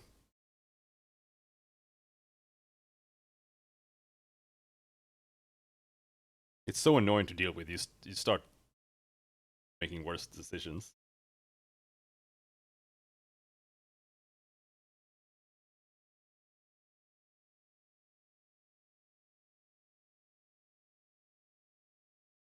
Come on.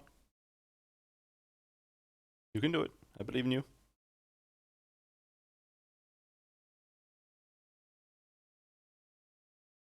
What is going on? What's wrong with this fucking thing?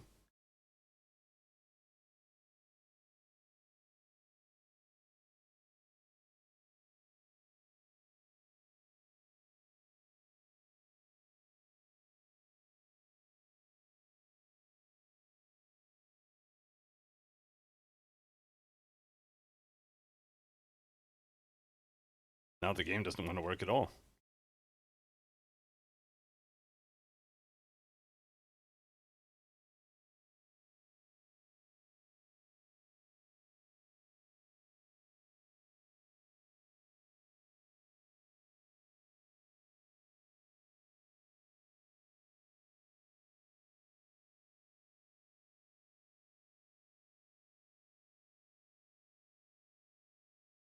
Brave is using up like my entire CPU. For some reason.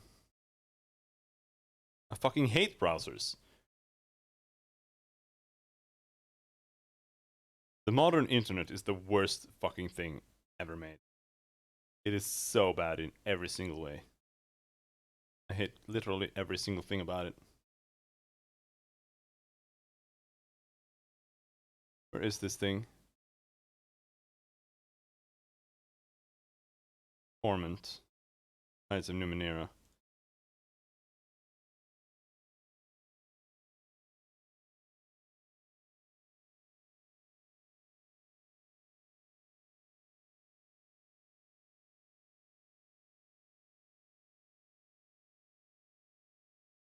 Alright, try again.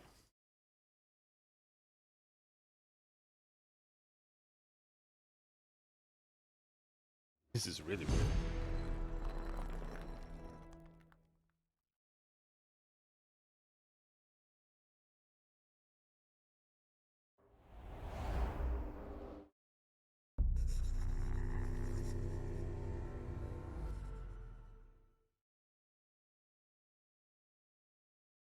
Well, I was having freeze lags in combat. Like every time it went to another character's turn, it lagged for like 3 seconds or more. And I just tried restarting the game. And then it got stuck here.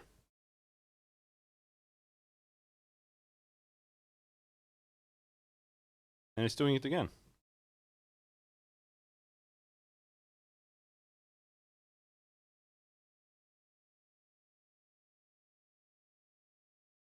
Gonna have to restart the computer or what?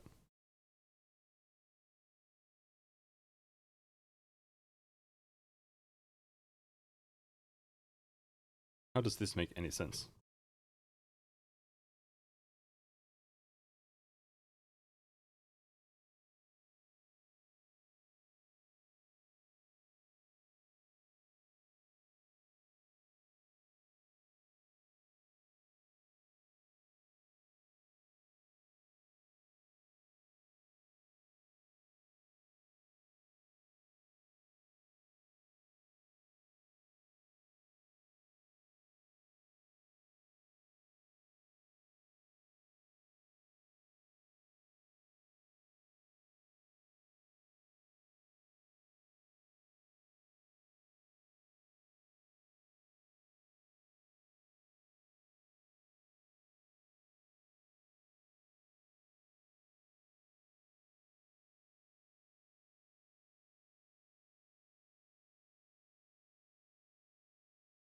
The fuck?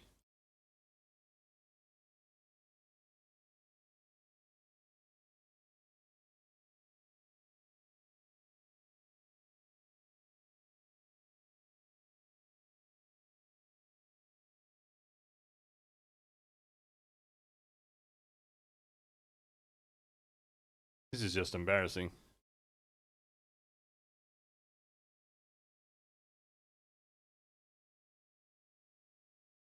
How can your game not launch? Something like this. Like,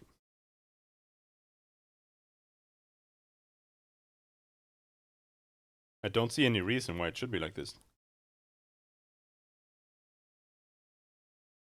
My CPU isn't overloaded, my memory isn't overloaded. It's on a fucking SSD. My GPU is fine.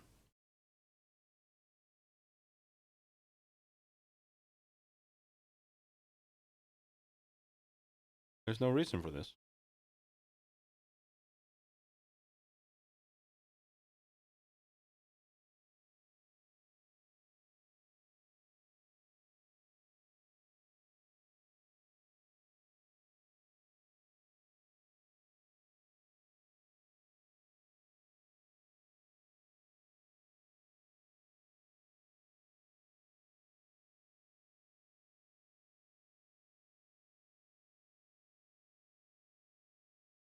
Not finding any bugs about it either.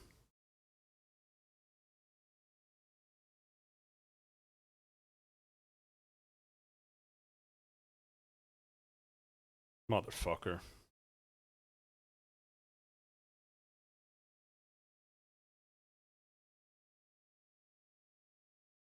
And it doesn't want to turn itself off either.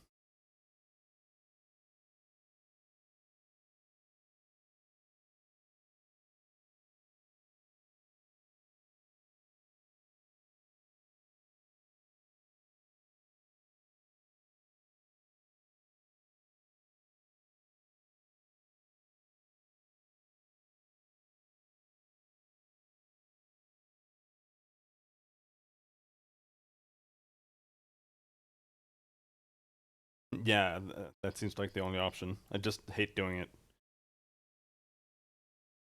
Because it breaks up the VOD, but doesn't seem like we have a lot of options.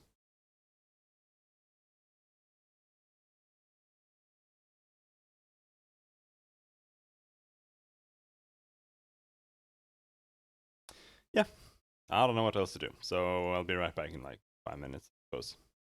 Be right back.